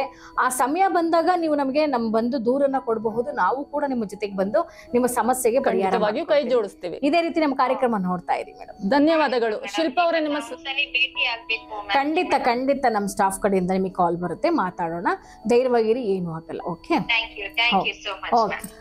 ಧನ್ಯವಾದಗಳು ಶಿಲ್ಪಾ ಅವರೇ ಕರೆ ಮಾಡಿದ್ದಕ್ಕೆ. ಎಸ್ ವೀಕ್ಷಕರೇ, ಇದೀಗ ಮತ್ತೊಂದು ಕರೆ ಸಿದ್ಧವಾಗಿದೆ. ಬನ್ನಿ ಅವ್ರನ್ನ ಮಾತಾಡ್ಸೋಣ, ಅವರ ಸಮಸ್ಯೆ ಏನು ಆಲಿಸ್ತಾ ಹೋಗೋಣ.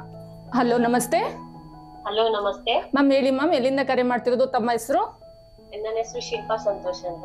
ಹೇಳಿ ಮ್ಯಾಮ್, ಅವಾಗ್ಲೇ ಕರೆ ಕಟ್ಟಾಯ್ತು ಅನ್ಸುತ್ತೆ. ಹೇಳಿ ಮ್ಯಾಮ್, ನಿಮ್ಮ ಎಲ್ಲಿಂದ ಕರೆ ಮಾಡ್ತಿರುವಂತದ್ದು?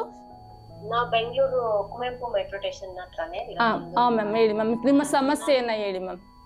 ನಂದು ಸಮಸ್ಯೆ ಏನಿಲ್ಲ, ನನ್ ತಮ್ಮಂದು ಒಂದ್ ಸ್ವಲ್ಪ ಸಮಸ್ಯೆ ಇದೆ. ನಮ್ ತಮ್ಮ ಅಂದ್ರೆ ನಮ್ ಚಿಕ್ಕಪ್ಪ ಸತ್ತೋಗಿದ ತಕ್ಷಣ ಬೇರೆ ಮದ್ವೆ ಆಯ್ತು. ಅವನಿಗೆ ನನ್ಗೆ ನಮ್ಮಮ್ಮ ಬೇಕು ಅಂತ ಅವ್ನ ಇದ್ದಾನೆ. ಅವರು ನನ್ಗೆ ಅವ್ನು ಬೇಡ, ಅವ್ನ್ ನಮ್ ಜೊತೆ ನಮ್ಮ ಅಪ್ಪ ಅಮ್ಮ ಅಂತ ಇವ್ರನ್ನ ಒಪ್ಕೊಂಡ್ರೆ ನನ್ನ ಹಸ್ಬೆಂಡ್ ನ.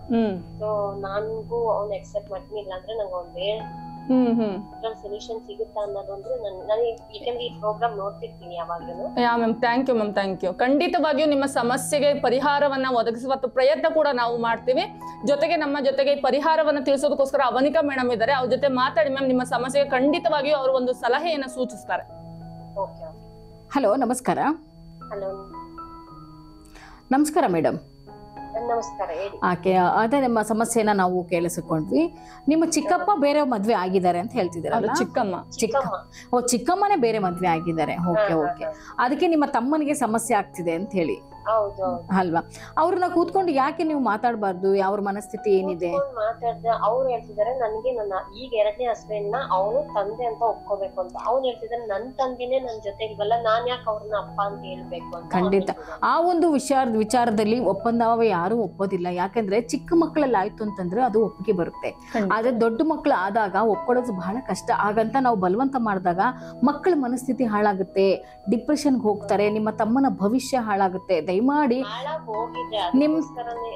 ನಿಮ್ಮ ತಮ್ಮನಿಗೆ ನಿಮ್ ಚಿಕ್ಕಮ್ಮನ ಹತ್ರ ಇರೋಕೆ ಇಷ್ಟ ಇಲ್ಲ ಅನ್ನೋದಾದ್ರೆ ದಯಮಾಡಿ ನಿಮ್ಮ ಮನೆಗಾದ್ರೂ ಕರ್ಕೊಂಡ್ ಬನ್ನಿ, ಅಥವಾ ಒಂದ್ ಒಳ್ಳೆ PGಗಾದ್ರೂ ಸೇರಿಸಿ ಒಂದ್ ಒಳ್ಳೆ ಕೆಲಸ ಕೊಡ್ಸಿ. ಮ್ಯಾಮ್ ಅವರ ವಯಸ್ಸು ಮ್ಯಾಮ್? ಅವ್ರದ್ದು ಇವಾಗ 24 ವರ್ಷ.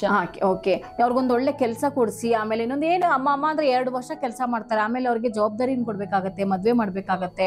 ಇದೆಲ್ಲ ತುಂಬಾ ಸಮೀಪದಲ್ಲೇ ಇದೆ. ಸಣ್ಣ ಮಕ್ಕಳಾಗಿದ್ದಿದ್ರೆ ಸುಮಾರು 8-9 ವರ್ಷ ನೀವು ಅವ್ರನ್ನ ಸಫರ್ ಮಾಡ್ಬೇಕಿತ್ತು.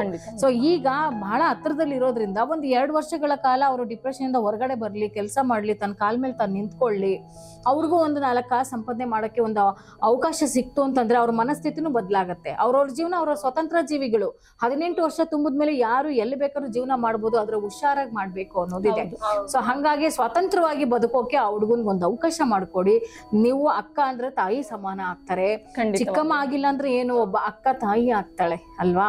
ಹಾಗೆ ನೀವೇ ನಿಮ್ ತಮ್ಮನ ಭವಿಷ್ಯನ ನಿಮ್ಮ ಕೈಯಲ್ಲೇ ಇದೆ, ನೀವೇ ರೂಪಿಸಿ. ಆ ಹುಡುಗನ್ಗೆ ಏನಾದ್ರು ಕೆಲಸ ಬೇಕಂದ್ರೆ ಅಥವಾ ಏನಾದ್ರು ಬೇರೆ ಕೆಲಸಗಳು ಮಾಡೋಕೆ ಮನಸ್ಥಿತಿ ಇಲ್ಲ ಅಂದ್ರೆ ನಾವು ಒಂದು ಕೌನ್ಸಿಲಿಂಗ್ ಆದ್ರೂ ಕೊಡ್ಸಿ. ದಯಮಾಡಿ ನಮ್ಮ ಕಾರ್ಯಕ್ರಮಕ್ಕೆ ಒಂದ್ಸತಿ ನೀವು ಕರ್ಕೊಂಡ್ ಬನ್ನಿ, ನಾವು ಹುಡುಗನ ಹತ್ರ ಮಾತನಾಡೋಣ. ಇರೋ 2 ವರ್ಷನಾದ್ರೂ ಅವನು ಒಂದು ಒಳ್ಳೆ ಭವಿಷ್ಯನ ರೂಪಿಸ್ಕೊಳ್ಳಿ. ಆ ನಂತರ ಅವನ ಭವಿಷ್ಯನ ಅವನೇ ರೂಪಿಸ್ಕೊಳ್ತಾನೆ. ಅಲ್ಲಿವರೆಗ ಅಕ್ಕನಾಗಿ ತಾಯಿಯಾಗಿ ಆತನನ್ನ ಪೋಷಣೆ ಮಾಡಿ ಅಂತ ನಾನು ಹೇಳಕ್ ಇಷ್ಟಪಡ್ತೀನಿ. ಖಂಡಿತ ಮ್ಯಾಮ್. ನಿಮ್ಮ ತಮ್ಮ ಮತ್ತೆ ನಿಮ್ಮ ಚಿಕ್ಕಮ್ಮನನ್ನ ಒಂದು ಬಾರಿ ನಮ್ಮ ಕಾರ್ಯಕ್ರಮದಲ್ಲಿ ನೇರವಾಗಿ ಭೇಟಿ ಮಾಡಿಸಿ, ಆ ಮೂಲಕ ಅವರಿಬ್ಬರನ್ನು ಕೂಡ ಕೌನ್ಸಿಲಿಂಗ್ ಮಾಡೋಣ. ಅವರಿಬ್ಬರ ಪರಿಸ್ಥಿತಿ ನಮಗೆ ಅರ್ಥ ಆಯ್ತು ಅಂದ್ರೆ ಈ ಒಂದು ಸಮಸ್ಯೆಗೆ ಪರಿಹಾರವನ್ನ ಖಂಡಿತವಾಗಿ ಒದಗಿಸಬಹುದು. ಧನ್ಯವಾದಗಳು ಮ್ಯಾಮ್ ಕರೆ ಮಾಡಿದ್ದಕ್ಕೆ. ಎಸ್ ವೀಕ್ಷಕರೇ, ಕೆಲವೊಂದಷ್ಟು ಸಮಸ್ಯೆಗಳು ಹೇಗಿರುತ್ತೆ ಅಂದ್ರೆ ನಮ್ಮ ಭಾವನಾತ್ಮಕ ಸಮಸ್ಯೆಗಳಾಗಿರುತ್ತೆ. ಇಲ್ಲಿ ಯಾರು ಕೂಡ ಒತ್ತಡವನ್ನ ಏರುವುದಕ್ಕೆ ಸಾಧ್ಯ ಇಲ್ಲ. ಅವರವರ ಮನಸ್ಥಿತಿಗೆ ತಕ್ಕಂತೆ ಅವರು ಸಮಸ್ಯೆಗಳಿಗೆ ಪರಿಹಾರವನ್ನ ಕಂಡುಕೊಳ್ಬೇಕು. ಯಾಕಂದ್ರೆ ಇಲ್ಲಿ ಆ ವ್ಯಕ್ತಿ ಸಾಮಾಜಿಕವಾಗಿ ಎಷ್ಟೇ ದೃಢವಾಗಿದ್ರು ಕೂಡ ಅವನಿಗೂ ಕೂಡ ಪ್ರೀತಿ ಬೇಕು ಅನ್ನುವಂಥ ಹಂಬಲ ಇದ್ದೇ ಇರುತ್ತೆ. ತಾಯಿಯ ಮಮತೆ ಇದೆಯಲ್ಲ, ಅದನ್ನು ಯಾರು ಕೂಡ ಅಷ್ಟು ಈಸಿಯಾಗಿ ಕಳ್ಕೊಳ್ಳೋದಕ್ಕೆ ಇಷ್ಟಪಡೋದಿಲ್ಲ. ಬೇರೆ ಯಾರೋ ಒಬ್ಬ ವ್ಯಕ್ತಿ ಬಂದು ನನ್ನ ತಾಯಿಯ ಪ್ರೀತಿಯನ್ನು ನನ್ನಿಂದ ದೂರ ಮಾಡ್ತಾನೆ ಅಂದ್ರೆ ಆ ಮಗುವಿನ ಮನಸ್ಸಿದೆಯಲ್ಲ, ಅದು ಎಷ್ಟು ಮರಗುತ್ತೆ. ಒಮ್ಮೆ ಇನ್ನೊಂದು ಮದುವೆಯಾಗುವ ಮೊದಲು ಯೋಚನೆ ಮಾಡಿ. ಒಂದು ರೀತಿಯಲ್ಲಿ ಮಕ್ಕಳಿದ್ದವರು. ಎಸ್ ಕಾರ್ಯಕ್ರಮವನ್ನ ಮುಂದುವರಿಸೋಣ ಒಂದು ಪುಟ್ಟ ವಿರಾಮದ ನಂತರ. ಕರುನಾಡು ಟಿವಿ ಮಾಧ್ಯಮದಲ್ಲಿ ಕೆಲಸ ಮಾಡಲು ಬಯಸುವ ಉತ್ಸಾಹಿ ಯುವಕ ಯುವತಿಯರಿಗೆ ಇಲ್ಲಿದೆ ಸುವರ್ಣಾವಕಾಶ. ಅರ್ಹತೆ: ಯಾವುದೇ ವಿಷಯದಲ್ಲಿ ಪದವಿ, ಸ್ಪಷ್ಟ ಕನ್ನಡ ಮಾತನಾಡಲು, ಓದಲು ಮತ್ತು ಬರೆಯಲು ಬರಬೇಕು. ಈ ಎಲ್ಲ ಅರ್ಹತೆ ನಿಮ್ಮಲ್ಲಿದೆ. ಹಾಗಿದ್ರೆ ಈ ಕೆಳಕಂಡ ಹುದ್ದೆಗಳಿಗೆ ಅರ್ಜಿ ಸಲ್ಲಿಸಿ. ನೇರ ಸಂದರ್ಶನದಲ್ಲಿ ಪಾಲ್ಗೊಳ್ಳಿ. ತಾಲೂಕು ಮತ್ತು ಜಿಲ್ಲಾ ವರದಿಗಾರರು, ಕಾರ್ಯಕ್ರಮ ನಿರ್ಮಾಪಕರು, ಕಾರ್ಯಕ್ರಮ ನಿರೂಪಕರು, ಜಾಹೀರಾತು ಪ್ರತಿನಿಧಿ, ಗ್ರಾಫಿಕ್ಸ್ ಡಿಸೈನರ್. ಹೆಚ್ಚಿನ ಮಾಹಿತಿಗಾಗಿ ಸಂಪರ್ಕಿಸಿ 9844478481. ವಿರಾಮದ ನಂತರ ಹೊಸ ಬೆಳಕು ಕಾರ್ಯಕ್ರಮಕ್ಕೆ ಮತ್ತೊಮ್ಮೆ ನಿಮಗೆ ಪ್ರೀತಿಯ ಸ್ವಾಗತ. ಮ್ಯಾಮ್, ಸಾಕಷ್ಟು ಯುವಕ ಯುವತಿಯರಾಗಿರ್ಬೋದು, ಮಹಿಳೆಯರಾಗಿರ್ಬೋದು, ಮನೆಯಿಂದ ಹೊರ ಬಂದ ನಂತರದಲ್ಲಿ ಸಾಕಷ್ಟು ಸಮಸ್ಯೆಗಳನ್ನ ಎದುರಿಸ್ತಾರೆ. ಜೊತೆಗೆ ಅಂತ ಸಮಸ್ಯೆಗಳು ಎದುರಾದಾಗ ಅವರ ಸಮಸ್ಯೆಯ ಪರಿಹಾರಾತ್ಮಕವಾಗಿ ಸರ್ಕಾರ ಯಾವೆಲ್ಲ ಕ್ರಮಗಳನ್ನ ಕೈಗೊಂಡಿದೆ ಮ್ಯಾಮ್? ಹೌದು, ಈ ತರ ಸಮಸ್ಯೆಗಳು ಬಂದಾಗ ಸಮಸ್ಯೆಗಳಿಗೆ ಪರಿಹಾರ ಇಲ್ಲ, ಅಂದ್ರೆ ಬದುಕಿಗೊಂದು ಪರಿಹಾರ ಇದೆ. ಅಂದ್ರೆ ಒಂದು ಓದೋಕೆ, ವಿದ್ಯಾಭ್ಯಾಸಕ್ಕೆ ಆಗಿರ್ಬೋದು, ವ್ಯಾಸಂಗಕ್ಕೆ ಸಂಬಂಧಪಟ್ಟಂಗೆ, ಉತ್ತಮ ಶಿಕ್ಷಣಕ್ಕಾಗಿ ಹೊರಗಡೆ ಹೋಗುವಂಥದ್ದು, ವಿದೇಶಗಳಿಗೆ ಹೋಗುವಂಥದ್ದು, ಲೋನ್ ಫೆಸಿಲಿಟೀಸ್ ಆಗಿರ್ಬೋದು, ಅಥವಾ ಶಿಕ್ಷಣಕ್ಕೆ ಸಂಬಂಧಪಟ್ಟಂಗೆ ಹೆಚ್ಚುವರಿ ಓದೋದಕ್ಕೆ ಅನುಕೂಲ ಮಾಡಿಕೊಡುವಂಥದ್ದಾಗಿರ್ಬೋದು, ಅಥವಾ ಉದ್ಯೋಗ ಮಾಡಬೇಕು ಮಹಿಳೆಯರು ಅಂತಂದರೆ ಅದಕ್ಕೂ ಕೂಡ ಸಾಲ ಸೌಲಭ್ಯಗಳು ಇರಬಹುದು. ಸಂಘ ಸಂಸ್ಥೆಗಳಿಂದನೂ ಕೂಡ ಸಹಾಯ ಆಗಬಹುದು. ನಿಮ್ಮ ಕ್ಷೇತ್ರದ MLA, ಕೌನ್ಸಿಲರ್, ಈ ರೀತಿ ಹಿರಿಯ ನಾಯಕರಿಂದ ಕೂಡ ಸಹಾಯವಾಗಬಹುದು. ಸಹಾಯ ಯಾವ ರೀತಿ ಬೇಕಾದ್ರೂ ಆಗುತ್ತೆ. ಆದ್ರೆ ಸರ್ಕಾರ ಮಾಡ್ಬೇಕಾಗಿರೋದು, ಸರ್ಕಾರ ಸಮಸ್ಯೆಗಳನ್ನ ಮಾಡ್ಕೊಳ್ಳಿ ಅಂತ ಹೇಳಲ್ಲ, ಸಮಸ್ಯೆಗಳಿಗೆ ಪರಿಹಾರ ಮಾಡ್ಕೊಳ್ಳಿ ಅಂತ ಹೇಳ್ತಾರೆ. ಅದಕ್ಕೆ ಎಲ್ಲ ಕಡೆ ಪೊಲೀಸ್ ಇಲಾಖೆಗಳನ್ನ ಅಥವಾ ನ್ಯಾಯಾಲಯಗಳನ್ನ ಅಥವಾ ವಕೀಲರನ್ನ ಈ ರೀತಿ NGOಗಳನ್ನ ನೇಮಕ ಮಾಡಿರ್ತಾರೆ. ಸೊ ಈ ಒಂದು ಸಂದರ್ಭದಲ್ಲಿ ಏನಾದ್ರೂ ಒಂದು ಹೆಣ್ಣು ಮಗು ನೋಡಿ, ಅದಕ್ಕೆ ಹೇಳೋದು 18 ವರ್ಷದ ಸಮಯದಲ್ಲಿ ಏನಾದ್ರೂ ಮನೆಯಿಂದ ಹೊರಗಡೆ ಬಂದಾಗ, ಆಕೆ ಸರಿಯಾದ ರೀತಿಯಲ್ಲಿ ಪೋಷಣೆ ಸಿಗದೆ ಇದ್ದಾಗ, ರಕ್ಷಣೆ ಸಿಗದೆ ಇದ್ದಾಗ ಅಥವಾ ವಸತಿ ಸಿಗದೆ ಇದ್ದಾಗ ಏನೆಲ್ಲ ಪ್ರಾಬ್ಲಮ್ಗಳನ್ನ ಎದುರಿಸ್ಬೇಕಾಗುತ್ತೆ. ಬಹಳ ನೆನೆಸ್ಕೊಂಡ್ರೆ ಭಯ ಆಗುತ್ತೆ. ಅಂತದ್ರಲ್ಲಿ ಅಂತ ಒಂದು ಸಿಚುವೇಶನ್ ಅಲ್ಲಿ ಇರುವಂತ ಮಹಿಳೆ ಇನ್ನೆಷ್ಟು ಭಯ ಪಟ್ಟಿರ್ಬೇಕು. ಅದಕ್ಕಾಗಿ ಸರ್ಕಾರ ಏನ್ ಹೇಳ್ತದೆ, ಇಂಥವ್ರಿಗೆ ಅಂತಾನೆ ಫ್ರೀ ಹಾಸ್ಟೆಲ್ ಫೆಸಿಲಿಟಿ ಆಗಿರಬಹುದು ಅಥವಾ NGOಗಳಲ್ಲಿ ಆಶ್ರಮಗಳಲ್ಲಿ ಈ ರೀತಿ ಇರೋದಕ್ಕೆ ಒಂದು ಅವಕಾಶಗಳನ್ನ, ನೀವು ಇಲಾಖೆಗೆ ಹೋಗ್ಬಿಟ್ಟು ನಿಮ್ಗೆ ಎಲ್ಲೂ ಕೆಲಸ ಸಿಗ್ತಾ ಇಲ್ಲ, ಎಲ್ಲೂ ಇರಕ್ ಅವಕಾಶ ಸಿಗ್ತಾ ಇಲ್ಲ, ನಾವೆಲ್ಲ ಬೀದಿಲಿ ಇದೀವಿ, ನಾವು ಎಂತೋ ಒಂದ್ ಒಳ್ಳೆ ಜೀವನ ಮಾಡಿದವರು, ಇವತ್ತೇನೋ ಒಂದು ಕೋಪಕ್ಕೋಸ್ಕರ ಮನೆಯಿಂದ ಹೊರಗಡೆ ಬಂದೆ, ಆದ್ರೆ ಇವತ್ತು ನಾನು ಬದುಕೋಕ್ ಆಗ್ತಾ ಇಲ್ಲ, ನನ್ಗೆ ಎಲ್ಲಿರ್ಬೇಕು ಗೊತ್ತಾಗ್ತಾ ಇಲ್ಲ, ಕೆರೆನ ಬಾವಿನ ನೋಡ್ಕೊಳ್ಳೋಂಥ ಪರಿಸ್ಥಿತಿ ಬಂದಿದೆ ಅಂತಂದಾಗ ಆ ರೀತಿ ದಯವಿಟ್ಟು ಮಾಡ್ಕೋಬೇಡಿ. ನೀವೇನ್ ಮಾಡ್ತೀರಾ ಅಂತಂದ್ರೆ ನಿಮ್ಗೆಲ್ಲನ ಅಲ್ಲೇ ಯಾವ ಸ್ಟೇಷನ್ ಕಾಣಿಸುತ್ತೋ ಜೋರಿಷನ್ನು ಕೂಡ ನೋಡ್ಬೇಡಿ, ನಿಮ್ಮೂರು ನಿಮ್ ಕ್ಷೇತ್ರ ಅಂತಾನೂ ನೋಡ್ಬೇಡಿ. ಆ ಸ್ಟೇಷನ್ಗೆ ಹೋಗಿ ಒಂದು ರೈಟಿಂಗ್ ಅಲ್ಲಿ ಅಥವಾ ದೂರನ್ನ ಕೊಟ್ಟಾಗ ನನಗೆ ಈ ರೀತಿ ಇರೋದಕ್ಕೆ ಅವಕಾಶ ಇಲ್ಲ, ಎಲ್ಲೋ ನಾನು ಈ ತರ ಮನೆಯಿಂದ ಹೊರಗಡೆ ಬಂದಿದ್ದೀನಿ, ನಾನು ಮತ್ತೆ ಮನೆಗೆ ಹೋಗಕ್ಕೆ ಇಷ್ಟ ಇದೆ, ಕರ್ಸ್ಬಿಟ್ಟು ಮಾತಾಡಿ ನನಗೆ ತೊಂದರೆ ಆಗದೆ ಇರೋ ತರ ನನ್ನ ಕಳಿಸ್ಕೊಡಿ ಅಂತ ಹೇಳಿದ್ರು ಸರಿನೇ. ಅಥವಾ ನನಗೆ ಹೋಗಕ್ಕೆ ಇಷ್ಟ ಇಲ್ಲ, ನಾನು ಅಲ್ಲಿ ಒಂದ್ಸತಿ ಬಂದ್ಮೇಲೆ ಮತ್ತೆ ನಾನು ಹೋಗಲ್ಲ, ಅಲ್ಲಿ ಕಿರುಕುಳ ಇದೆ, ನನಗೆ ಮಾನಸಿಕ ಒತ್ತಡ ಇದೆ, ಈ ತರ ಸಮಸ್ಯೆಗಳಿದಾವೆ, ಚಿಕ್ಕಮ್ಮನಿಂದ ಆಗಿರ್ಬೋದು ಅಥವಾ ಈಗಾಗ್ಲೇ ನಾವು ಫೋನಲ್ಲಿ ನೋಡಿದ್ವಿ ಅಲ್ಲ, ಚಿಕ್ಕಮ್ಮನಿಂದ ಯಾವೆಲ್ಲ ಗಂಡು ಮಕ್ಕಳೇ ಸಫರ್ ಪಡ್ತಾರೆ, ಆದ್ರೆ ಹೆಣ್ಮಕ್ಳು ಅದನ್ನ ಹೇಳಕ್ ಅಸಾಧ್ಯ ಆಗುತ್ತೆ. ಇಂಥ ಒಂದು ಪರಿಸ್ಥಿತಿ ಇದ್ದಾಗ ಅವರೇ ಕೂಡ ನಿಮಗೆ ಇರೋದಕ್ಕೆ ಹಾಸ್ಟೆಲ್ ಫೆಸಿಲಿಟಿ ಆಗಿರ್ಬೋದು ಅಥವಾ ಎಲ್ಲಾದ್ರೂ ಒಂದು ಆಶ್ರಮ ಆಗಿರ್ಬೋದು ಅಥವಾ ಎಲ್ಲಾದ್ರೂ ವಸತಿ ಇರುವಂತಹ ಅವಕಾಶಗಳನ್ನ ಇಲಾಖೆ ನಿಮಗೆ ಕಲ್ಪಿಸಿಕೊಡುತ್ತೆ. ಹಾಗಾಗಿ ಅವರು ಒಂದು ಸಹಾಯ ಮಾಡ್ತಾರೆ. ಪೊಲೀಸ್ ಇಲಾಖೆ ಕೂಡ ನಮಗೆ ರಕ್ಷಣೆಯನ್ನ ಮಾಡ್ತದೆ. ಯಾಕಂದ್ರೆ ಮಹಿಳೆಯರನ್ನ ಕಾಪಾಡೋದು ನಮ್ಮ ಹಿತರಕ್ಷಣೆ ಆಗಿರುವಾಗ ಈ ಸಮಾಜದಲ್ಲಿ ನಾವು ಹೆದರ್ಸ್ಬೇಕಾಗಿರುವಂತ ಸಮಸ್ಯೆಗಳು ಬೇರೆನೇ ಇದಾವೆ. ಒಂದು ಉದ್ಯೋಗದಲ್ಲಾಗಿರ್ಬೋದು, ಸವಾಲಲ್ಲಾಗಿರ್ಬೋದು, ಮಾಡೋ ಕ್ಷೇತ್ರದ ಕೆಲಸಗಳಲ್ಲಾಗಿರ್ಬೋದು. ಇದು ಬಿಟ್ಬಿಟ್ಟು ಕ್ಷುಲ್ಲಕ ಕಾರಣಕ್ಕೆ ಹೊರಗಡೆ ಬಂದಾಗ ಈ ಸಮಸ್ಯೆಗಳಿಗೆ ಯಾರೂ ಹೊಣೆ ಅಲ್ಲ, ನಮ್ಮ ಸ್ವಯಂಕೃತ ಅಪರಾಧ ಅಂತ ಕರೀತಾರೆ. ನಮಗ್ ನಾವೇ ಶಿಕ್ಷಿಸ್ಕೊಳ್ಳುವಂತಹ ಅಪರಾಧ ಆಗುತ್ತೆ. ಅದಕ್ಕಾಗಿ ಹೆಣ್ಮಕ್ಳು ಹೊರಗಡೆ ಬರುವಾಗ 100 ಸಲ ಅಲ್ಲ 1000 ಸಲ ಯೋಚನೆ ಮಾಡಿ, ದಯಮಾಡಿ ಯಾರು ಮನೆಯಿಂದ ಹೊರಗಡೆ ಬರುವಂತ ಕೆಲಸ ಮಾಡಬೇಡಿ. ಆಚೆಗಡೆ ಬರುವಂತ ಸಮಯ ದೇವ್ರು ಕೊಡ್ತಾನೆ. ಅವಾಗ ನಾವು ಬರುವಂಥದ್ದು ಎಲ್ಲೂ ಹೋಗಲ್ಲ, ಅಥವಾ ಇನ್ನೊಬ್ರು ಮನೆಗೆ ಹೋಗುವಂಥದ್ದು ಅಥವಾ ಹೊರದೇಶಕ್ಕೆ ಹೋಗುವಂಥದ್ದು ಅಥವಾ ಹೊರಗಡೆ ಸ್ವಯಂಕೃತವಾಗಿ ಬಂದು ಒಂದು ಮನೆ ಬಾಡಿಗೆ ಪಡ್ಕೊಂಡು ನನ್ನ ಕಲ್ ಮೇಲೆ ನಾನು ನಿಂತ್ಕೊಳ್ತೀನಿ ಅನ್ನೋದಾಗಿರ್ಬೋದು. ಆ ಒಂದು ಸಿಚುವೇಶನ್ ತಲುಪಬೇಕಂದ್ರೆ ನೀವು ಭದ್ರವಾಗಿರ್ಬೇಕು, ನೀವು ನೆಲೆಯಾಗಿರ್ಬೇಕು. ನಿಮ್ಮ ಜವಾಬ್ದಾರಿಗಳನ್ನು ಕೂಡ ಭಯದಿಂದ ನಿಭಾಯಿಸುವಂತ ಶಕ್ತಿ ನಿಮಗೆ ಬರಬೇಕು. ಕುಂದೋಗ್ಬಾರ್ದು, ಯಾವತ್ತು ಸಾಯೋ ಮನಸ್ಥಿತಿ ಬರಬಾರ್ದು. ಮನೆ ಬಿಟ್ಟು ಹೋದ್ರೆ ನೋಡಿ ಈ ರೀತಿ ಸಮಸ್ಯೆಗಳನ್ನ ಅನುಭವಿಸ್ಬೇಕಾಗತ್ತೆ. ಸರ್ಕಾರ ಕೂಡ ಏನು ಮಾಡೋಕ್ಕಾಗಲ್ಲ. ನಿಮ್ಗೆ ಆಶ್ರಯ ಕೊಡ್ಬೋದು, ಊಟ ಕೊಡ್ಬೋದು, ವಸತಿ ಕೊಡ್ಬೋದು, ಕೆಲಸನೂ ಕೊಡಬಹುದು, ಉದ್ಯೋಗಕ್ಕೆ ಸಾಲನೂ ಕೊಡಬಹುದು ಅಲ್ವಾ. ಇಷ್ಟೆಲ್ಲ ಕೊಟ್ಟರು ಕೂಡ ನೀವಿನ್ನೂ ಎದೋಡ್ಲಿಲ್ಲ, ನೀವಿನ್ನೂ ಎದ್ದು ನಿಂತು ಇನ್ನೊಬ್ಬರಿಗೆ ನೀವು ಮಾದರಿ ಆಗ್ಲಿಲ್ಲ ಅಂತಂದ್ರೆ ನೀವು ಹೊರಗಡೆ ಬಂದಿದ್ದಕ್ಕೂ ಸಾರ್ಥಕತೆ ಏನು. ಅದಕ್ಕಾಗಿ ಆ ತಪ್ಪನ್ನ ನೀವು ಮಾಡಬೇಡಿ ಅಂತ ಹೇಳೋಕೆ ಇಷ್ಟಪಡ್ತೀನಿ. ಸಿನ್ನ ಮ್ಯಾಮ್, ಕೆಲವೊಂದಷ್ಟು ಮಹಿಳೆಯರು ಈ ಒಂದು ಸಮಸ್ಯೆಗೆ ಸಿಲುಕ್ತಾರೆ. ಇನ್ನೊಂದಷ್ಟು ಹೆಣ್ಣು ಮಕ್ಕಳು ಅಂದ್ರೆ ಬಿಲೋ 18 ಅಂತೀವಿ, ಅಂತ ಮಕ್ಕಳು ಕೂಡ ಸಮಸ್ಯೆಯ ಸುಳಿಯಲ್ಲಿ ಸಿಲುಕ್ತಾ ಹೋಗ್ತಾರೆ. ಅಂತವರಿಗೆ ಏನಾದ್ರೂ ಸಮಸ್ಯೆಗಳಾಯ್ತು ಅಂದ್ರೆ ಇಲ್ಲಿ ಯಾರು ಮೇನ್ ಜವಾಬ್ದಾರಿಯುತರಾಗ್ತಾರೆ? ತಂದೆ ತಾಯಿಗಳಾಗ್ತಾರೆ ಅಥವಾ ಸರ್ಕಾರ ಆಗುತ್ತಾ ಅಥವಾ ಅವರ ಗುರುಗಳು ಆಗ್ತಾರ, ಸ್ನೇಹಿತರು, ಯಾರು ಇದಕ್ಕೆ ಹೊಣೆ ಆಗ್ತಾರೆ? ಇವರು ಯಾರು ಅಲ್ಲ, ತಂದೆ ತಾಯಿನೇ ನೇರ ಹೊಣೆ ಆಗ್ತಾರೆ. ಯಾಕೆಂದ್ರೆ ನಿಮ್ಮ ಮಕ್ಕಳನ್ನ ಕಾಪಾಡ್ಕೊಳ್ಬೇಕಾಗಿರೋದು ನಿಮ್ಮ ಜವಾಬ್ದಾರಿ, ನಮ್ಮ ಕರ್ತವ್ಯ. ನಮ್ಮ ಮಕ್ಕಳಿದ್ದಾರೆ, ನಮ್ಮ ಜವಾಬ್ದಾರಿ. ತಾಯಿ ತಂದೆದು ಏನಪ್ಪಾ ಅಂದ್ರೆ ಮಕ್ಕಳು ತಪ್ಪು ಮಾಡ್ತಾ ಇದಾರ, ತಿದ್ದಿ ಬುದ್ಧಿ ಹೇಳ್ಬೇಕು. ಕೇಳ್ತಾ ಇಲ್ವಾ, ಹಿರಿಯರ ಹತ್ರ ಕರ್ಕೊಂಡು ಹೋಗ್ಬೇಕು ಅಥವಾ ಗುರುಗಳ ಹತ್ರ ಕರ್ಕೊಂಡು ಹೋಗ್ಬೇಕು ಅಥವಾ ಕೌನ್ಸಿಲಿಂಗ್ ಗಳನ್ನ ಕೊಡಿಸ್ಬೇಕು. ಅದೂ ಆಗಲ್ವಾ, ಹೆಣ್ಮಗು ದಾರಿ ತಪ್ಪಿದಾಳ, ಮನಸ್ಥಿತಿ ಹಾಳಾಗ್ತಾ ಇದೆಯಾ, ಅವಳ ಮನಸ್ಸಲ್ಲಿ ಬೇರೆ ಏನಾದ್ರೂ ಇದೆಯಾ, ನೋವಿದ್ಯಾ, ಅಥವಾ ಏನಕ್ಕೆ ಅವಳು ಈ ರೀತಿ ಆಡ್ತಿದ್ದಾಳೆ, ಯಾಕೆ ಈ ತರ ಹಠ ಮಾಡ್ತಿದ್ದಾಳೆ, ಎಲ್ಲದಕ್ಕೂ ಕೂಡ ಮನೋವಿಕಾಸ ಕೇಂದ್ರಗಳು ವೈದ್ಯರು ಇರ್ತಾರೆ. ಮನಸ್ಥಿತಿಗೆ ಸಂಬಂಧಪಟ್ಟಂತಹ ಚಿಕಿತ್ಸೆಗಳನ್ನ ಕೂಡ ಕೊಡಿಸಬಹುದು.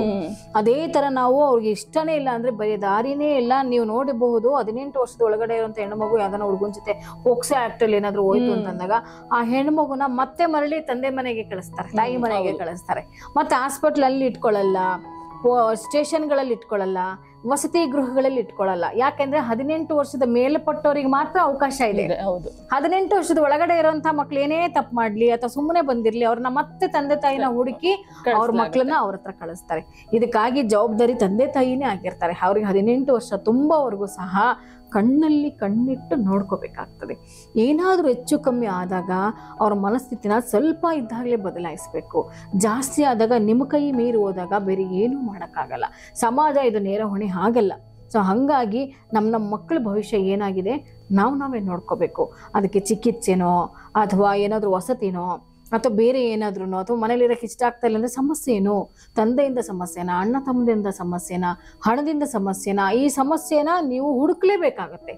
ಈ ಹುಡುಕಿ ಆ ಹೆಣ್ಣು ಮಗು ನೆಮ್ಮದಿಯಾಗಿ ಬಾಳೋದಕ್ಕೆ 18 ವರ್ಷ ತುಂಬವರೆಗೂ ನಿಮ್ಮ ಜೊತೆಲಿರೋಕೆ ಒಂದು ಅವಕಾಶನ ನೀವು ಮಾಡಿಕೊಡ್ಲೇಬೇಕಾಗುತ್ತೆ. ಇದು ತಂದೆ ತಾಯಿಗೆ ಜವಾಬ್ದಾರಿ ಮತ್ತೆ ಮರುಕಳಿಸುತ್ತೆ.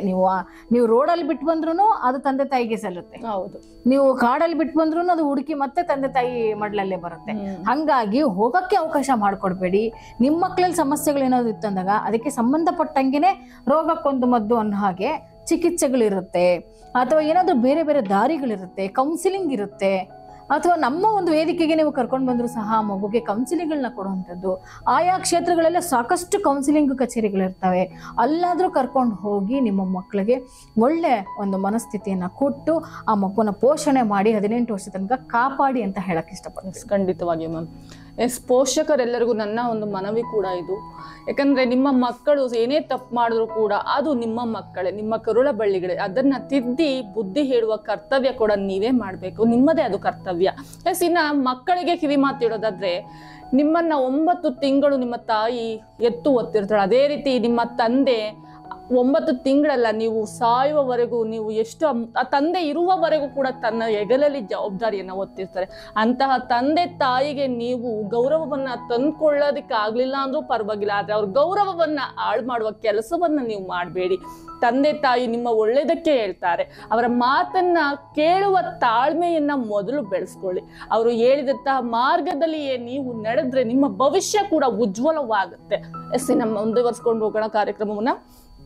ಇದೀಗ ಸಾಕಷ್ಟು ಮಹಿಳೆಯರಲ್ಲಿ ಹೆಚ್ಚಾಗಿ ಕಂಡುಬರು, ಯುವತಿಯರಿಗಿಂತ ವಿವಾಹಿತ ಮಹಿಳೆಯರು ಹೆಚ್ಚಾಗಿ ತೊಂದರೆಗೆ ಒಳಗಾಗ್ತಾ ಇದ್ದಾರೆ. ಈಗ ಎಷ್ಟೋ ಮಹಿಳೆಯರು ಗಂಡನ ಮನೆಯಿಂದ ಹೊರಗೆ ಬರಬೇಕಾಗುತ್ತೆ, ಆಗ ತನ್ನ ತವರು ಮನೆಗೆ ಹೋಗಿ ಸಿಲುಕ್ತಾರೆ. ಆ ಒಂದು ಸಂದರ್ಭದಲ್ಲಿ ಕೆಲವೊಂದಷ್ಟು ಜನ ಸಂಬಂಧಿಕರಾಗಿರ್ಬೋದು, ನೆರೆಹೊರೆಯವರಾಗಿರ್ಬೋದು, ಅವರ ಟೀಕೆಗೆ ಗುರಿಯಾದಂಥ ಸಂದರ್ಭದಲ್ಲಿ ಏನ್ ಮಾಡ್ತಾರೆ, ಅವರಿಗೆ ವಿಧಿ ಇರೋದಿಲ್ಲ. ಈ ಕಡೆ ಗಂಡನ ಆಶ್ರಯ ಇರೋದಿಲ್ಲ, ಈ ಕಡೆ ತಂದೆ ತಾಯಿಗೆ ಭಾರವಾಗಿ ಇರೋದಕ್ಕೆ ಇಷ್ಟಪಡದ ಹೆಣ್ಣು ಮಕ್ಕಳು ಏನ್ ಮಾಡ್ತಾರೆ, ಹೊರಗೆ ಬರಲೇಬೇಕಾಗತ್ತೆ. ಅಂತಹ ಸಂದರ್ಭದಲ್ಲಿ ಆ ಒಂದು ಮಹಿಳೆಯರು ಸಾಕಷ್ಟು ಸಮಸ್ಯೆಗೆ ಸುಳಿಯಲ್ಲಿ ಸಿಲುಕ್ತಾರೆ. ಅಂತಹ ಮಹಿಳೆಯರು ಏನ್ ಮಾಡ್ಬೇಕು ಮ್ಯಾಮ್? ಯಾವ ರೀತಿ ತಮ್ಮ ಜೀವನವನ್ನ ಕಟ್ಕೊಳ್ಬೇಕು? ಮಹಿಳೆಯರಲ್ಲಿ ಮಕ್ಕಳಲ್ಲಾದಾಗ ಎಷ್ಟು ನೋವಾಗುತ್ತೆ. ಇನ್ನು ಮಹಿಳೆಯರಲ್ಲಿ ಆದಾಗ ಅಥವಾ ಗಂಡನಿಂದ ಮನೆಯಿಂದ ಏನಾದ್ರೂ ಸಮಸ್ಯೆಗೊಳಗೊಂಡಾಗ ಹೊರಗಡೆ ಬಂದ ಜೀವನನ ಸಾಕಷ್ಟು ಹೆದರಿಸ್ತಿದ್ದಾರೆ ಕೂಡ. ಈಗಲೂ ನಮ್ಮ ಸುತ್ತಮುತ್ತ ಇರ್ತಾರೆ. ಅವ್ರಿಗೊಂದು ಅವಕಾಶ ಇದೆ. ಅವರಿಗೆ ಒಂದು ವಿದ್ಯಾಭ್ಯಾಸ ಪೂರ್ತಿ ಆಗಿರುತ್ತೆ, ಜವಾಬ್ದಾರಿಗಳು ಪೂರ್ತಿ ಆಗಿರುತ್ತೆ. ಈ ರೀತಿ ಸಮಸ್ಯೆಗಳನ್ನ ಹೆದರಿಸುವಂತಹ ಶಕ್ತಿ ಉಳ್ಳವರಾಗಿರ್ತಾರೆ. ಮತ್ತೆ ಅವ್ರ ಕೆಲಸ ಕಾರ್ಯಗಳನ್ನ ಮಾಡ್ಕೊಳ್ಳುವಂತಹ ಒಂದು ತಿಳುವಳಿಕೆ ಬುದ್ಧಿ ಇರುವಂತವ್ರಾಗಿರ್ತಾರೆ. ಅವರಿಗೆ ಕೆಲಸನೂ ಸಿಗುತ್ತೆ, ಫ್ಯಾಕ್ಟ್ರಿಗಳಲ್ಲಾಗಿರ್ಬೋದು, ಬೇರೆ ಬೇರೆ ಬಟ್ಟೆ ಅಂಗಡಿಗಳಲ್ಲಾಗಿರ್ಬಹುದು, ಅಥವಾ ಅವ್ರಿಗೆ ಸಂಬಂಧಪಟ್ಟ ಯಾವುದೇ ಕೆಲಸಗಳನ್ನ ಮಾಡುವಂಥದ್ದು. ಒಂದು 10 ರಿಂದ 12 ಸಾವಿರ ದುಡಿಯುವಂಥ ಈಸಿಯಾಗಿ ಅವ್ರಿಗೆ ಸಂಬಳ ಬರುವಂಥ ಕೆಲಸಗಳು ಸಿಕ್ಕತ್ತೆ. ಇನ್ನು ಹೆಚ್ಚುವರಿಯಾಗಿ ಮುಂದುವರೆದಿದ್ದಾಗ ಇನ್ನು ಹೆಣ್ಣುಮಕ್ಳುಗಳು ತನ್ನ ಕಾಲ ಮೇಲೆ ತಾನು ನಿಂತು ತಾನು ಏನು ಅನ್ನೋದನ್ನ ಹೆಣ್ಣು ಪವರ್ ತೋರಿಸ್ತಾರೆ, ಅಂದ್ರೆ ಶಕ್ತಿ ತೋರಿಸ್ತಾರೆ, ಸ್ತ್ರೀ ಶಕ್ತಿಯನ್ನ ತೋರಿಸ್ತಾರೆ. ಅದೇ ಗಂಡ ಮತ್ತೆ ವಾಪಸ್ ಬಂದು ನನ್ನ ಹೆಂಡತಿ ಕರೆಕ್ಟ್ ಆಗಿದ್ದಾಳೆ, ಅವಳು ಯಾವುದೇ ರೀತಿ ತಪ್ಪು ಮಾಡಿಲ್ಲ, ನನ್ನ ಮನೆಯಿಂದ ಆಚೆ ಹಾಕಿದ್ರು ಕೂಡ ಅವಳ ಕಾಲ ಮೇಲೆ ಅವಳು ನಿಂತು ಬದುಕಿ ಸಾಧಿಸಿ ತೋರಿಸ್ತಿದ್ದಾಳೆ ಅನ್ನೋ ಒಂದು ರುಜು ಆಯ್ತು ಅನ್ನೋದಾದ್ರೆ ಮತ್ತೆ ಅವಳಿಗೆ ಸಂಸಾರ ವಾಪಸ್ ಬರುತ್ತೆ. ಅದೇ ತರ ಮದ್ವೆನೇ ಆಗಿಲ್ದೆ ಹೆಣ್ಣು ಮಕ್ಕಳು ಮನೆಯಿಂದ ಹೊರಗಡೆ ಬಂದ್ರೆ ಅವರು ಕೂಡ ತಂದೆ ತಾಯಿ ಕೂಡ ಹೊರಗಡೆ ಹಾಕಿರೋ ಮಕ್ಕಳನ್ನ ನಾವು ನೋಡಿದೀವಿ. ನಮ್ಮ ಹತ್ರ ಕೌನ್ಸಿಲಿಂಗು ಬಂದಿದ್ದಾರೆ. ಅವ್ರ ಕಾಲ ಮೇಲೆ ಅವ್ರು ನಿಂತ್ಕೊಂಡು ಈ ಬೇರೆ ಬೇರೆ ಕೆಲಸಗಳನ್ನ ಮಾಡ್ತಾ ನನ್ನ ತಂದೆ ತಾಯಿನ ಸೇರ್ಕೊಳ್ಳೋಂಥ ಕೆಲಸ ಮಾಡ್ತಿರ್ತಾರೆ. ಅಥವಾ ಅವಳಿಗೆ ಸಂಬಂಧಪಟ್ಟ ಅವಳ ಮನಸ್ಥಿತಿ ಅರ್ಥ ಮಾಡ್ಕೊಂಡು ಅವಳ ಸಮನಾಗಿ ಇರ್ತಕ್ಕಂಥ ಒಬ್ಬ ವ್ಯಕ್ತಿ ಸಿಕ್ತಾಗ ತನ್ನನ್ನು ತಾನೇ ಮದ್ವೆ ಮಾಡ್ಕೊಂಡು ಅವರೇನೆ ಇಬ್ಬರೇನೆ ಸ್ವಇಚ್ಛೆಯಿಂದ ಇಚ್ಛೆಯಿಂದ ಮದುವೆ ಮಾಡ್ಕೊಂಡು ಅವ್ರ ಕಾಲ ಮೇಲೆ ಅವ್ರು ನಿಂತ್ಕೊಂಡು ಸಂಸಾರ ಮಾಡ್ತಾ ಮಕ್ಳುಗಳನ್ನ ನೋಡ್ತಾ ಆಮೇಲೆ ತಂದೆ ತಾಯಿ ನನ್ನ ಮಗಳು ಮದುವೆ ಆಗಿದ್ದಾಳೆ ಮಕ್ಳಿದ್ದಾರೆ ಅನ್ನೋ ಕಾರಣದಿಂದನಾದ್ರೂ ಕೂಡ ಮತ್ತೆ ತಂದೆ ತಾಯಿನ ಸಿಗ್ತಾರೆ. ಹೆಣ್ಣು ಮಕ್ಕಳು ಭವಿಷ್ಯ ಹೆಂಗ ಬೇಕಾದ್ರೂ ರೂಪಿಸ್ಕೊಳ್ತಾರೆ. ಈಗಂತೂ ಮುಂಚೆ ತರ ಅಲ್ಲ. ಈಗ ಸಮಾಜದಲ್ಲಿ ಸಾಕಷ್ಟು ಕೆಲಸಗಳು, ಸಾವಿರಾರು ಫ್ಯಾಕ್ಟ್ರಿಗಳು ಖಾಸಗಿಯಾಗಿ ದುಡಿತಾ ಇರೋದ್ರಿಂದ ತುಂಬಾ ಜನ ಅವ್ರವ್ರ ಕಾಲ ಮೇಲೆ ಅವ್ರು ನಿಂತಿದ್ದಾರೆ. ಮತ್ತೆ ಇನ್ನೊಬ್ಬರ ಜೀವನನೂ ಕೂಡ ತನ್ನ ಬಡತನದಲ್ಲಿ ಇದ್ರೂ ಕೂಡ ಸ್ನೇಹಿತೆಗೂ ಸಪೋರ್ಟ್ ಮಾಡುವಂತಹ ಮನಸ್ಥಿತಿ, ತಿಳುವಳಿಕೆ ಹೊಂದಿದ್ದಾರೆ. ಹೆಣ್ಮಕ್ಳು ಬಹಳ ಮುಂದಕ್ಕೆ ಬಂದಿದ್ದಾರೆ. ಇದಕ್ಕೆಲ್ಲ ಕಾರಣ ಒಳ್ಳೆ ಒಳ್ಳೆ ಮೂವಿ ಆಗಿರ್ಬೋದು, ಅಥವಾ ಒಳ್ಳೊಳ್ಳೆ ಕಾರ್ಯಕ್ರಮ, ಇಂಥ ಕಾರ್ಯಕ್ರಮಗಳಾಗಿರ್ಬೋದು, ವೇದಿಕೆಗಳಾಗಿರ್ಬೋದು, ಸರ್ಕಾರದಿಂದ ಸಿಗೋ ಅರಿವು ಕಾರ್ಯಕ್ರಮಗಳಾಗಿರ್ಬೋದು, ಸಂಘ ಸಂಸ್ಥೆ NGOಗಳಿಂದ ಸಿಗುವಂತ ಅರಿವು ಕಾರ್ಯಕ್ರಮಗಳಾಗಿರ್ಬೋದು, ಸಾಕಷ್ಟು ಸಂಘಗಳಿಗೆ, ಮಹಿಳಾ ಘಟಕಗಳಿಗೆ ಸೇರ್ಪಡೆ ಮಾಡೋದ್ರಿಂದ ಅವ್ರಿಗಾಗಿರೋ ಅನ್ಯಾಯ ಇನ್ನೊಂದು ಹೆಣ್ಣಿಗೆ ಆಗ್ಬಾರ್ದು ಅನ್ನೋ ನಿಟ್ಟಿನಲ್ಲಿ ನಿಂತ್ಕೊಂಡು ಹೋರಾಟ ಮಾಡುವಂತದ್ದಾಗಿರ್ಬೋದು. ಇಂತಹ ಒಂದು ವಿಷಯಗಳನ್ನ ನಮ್ಗೆ ಈಸಿಯಾಗಿ, ಮುಂಚೆ ತುಂಬಾ ಕಷ್ಟ ಆಗ್ತಾ ಇತ್ತು. ಈಗ ಎಲ್ಲಾ ಹೆಣ್ಮಕ್ಳು ತನ್ನ ಕಾಲ ಮೇಲೆ ತಾನು ನಿಂತ್ಕೊಂಡು ತನ್ನ ಸಮಸ್ಯೆಗಳನ್ನ ತಾವೇ ಬಗೆಹರಿಸ್ಕೊಳ್ಳುವಂತಹ ಜಾಣರಾಗಿದ್ದಾರೆ. ಎಲ್ಲೋ ಕೆಲವರು ಮಾತ್ರ ಮನಸ್ಥಿತಿ ಹಾಳಾಗಿರೋರು, ಮತ್ತೆ ಏನೋ ಒಂದು ಚಿಂತನೆಗೊಳಗಾಗಿರೋರು, ಡಿಪ್ರೆಷನ್ ಒಳಗಾಗಿರೋರು ಮಾತ್ರ ಎಲ್ಲೋ ಆತ್ಮಹತ್ಯೆ ಮಾಡ್ಕೊಳ್ಳೋರು 3-4 ಜನ, ಎಲ್ಲೋ ಮನೆ ಬಿಟ್ಟು ದೇಶಾಂತರ ಹೋಗೋರು 3-4 ಜನ, ಎಲ್ಲೋ ಒಂದು ಉಚ್ಚಾಸ್ಪತ್ರೆಗೆ ಸೇರ್ಕೊಳ್ಳೋರು ಒಂದು 3-4 ಜನ, ಈ ರೀತಿ ಆಗಿದ್ದಾರೆ. ಈಗ ಸಾಕಷ್ಟು ಅವರಲ್ಲೂ ಕೂಡ ಬದಲಾವಣೆ ತರಬೇಕಂದ್ರೆ ಅವ್ರು ನಮಗೆ ಸಿಕ್ಕಿದಾಗ ಯಾರಿಗೆ ಸಿಕ್ಲಿ ಅವರಿಗೆ ಬುದ್ಧಿ ಹೇಳುವಂತ ಕೆಲಸ, NGOದಲ್ಲಿ ಅವ್ರಿಗೆ ಅರಿವು ಮೂಡಿಸುವಂತ ಕೆಲಸ, ಅವರಿಗೆ ಧೈರ್ಯ ತುಂಬುವಂತ ಕೆಲಸ ನಾವು ಮಾಡಿದ್ರೆ ಆ 3-4 ಜನನ ಸಿಗದೆ ಹೋಗಬಹುದೇನೋ ಭವಿಷ್ಯ ಮುಂದಿನ ಸಮಾಜದಲ್ಲಿ. ಖಂಡಿತವಾಗಿಯೂ. ಎಸ್ ಮ್ಯಾಮ್, ಇವತ್ತು ಇಲ್ಲಿವರೆಗೂ ಸಾಕಷ್ಟು ಮಾಹಿತಿಯನ್ನ ತಿಳಿಸ್ಕೊಟ್ಟಿದ್ರ. ಕೊನೆಯದಾಗಿ ಸಾಕಷ್ಟು ಮಹಿಳೆಯರಿಗೆ ಒಂದು ಕಿವಿ ಮಾತನ್ನ ಹೇಳೋದಾದ್ರೆ?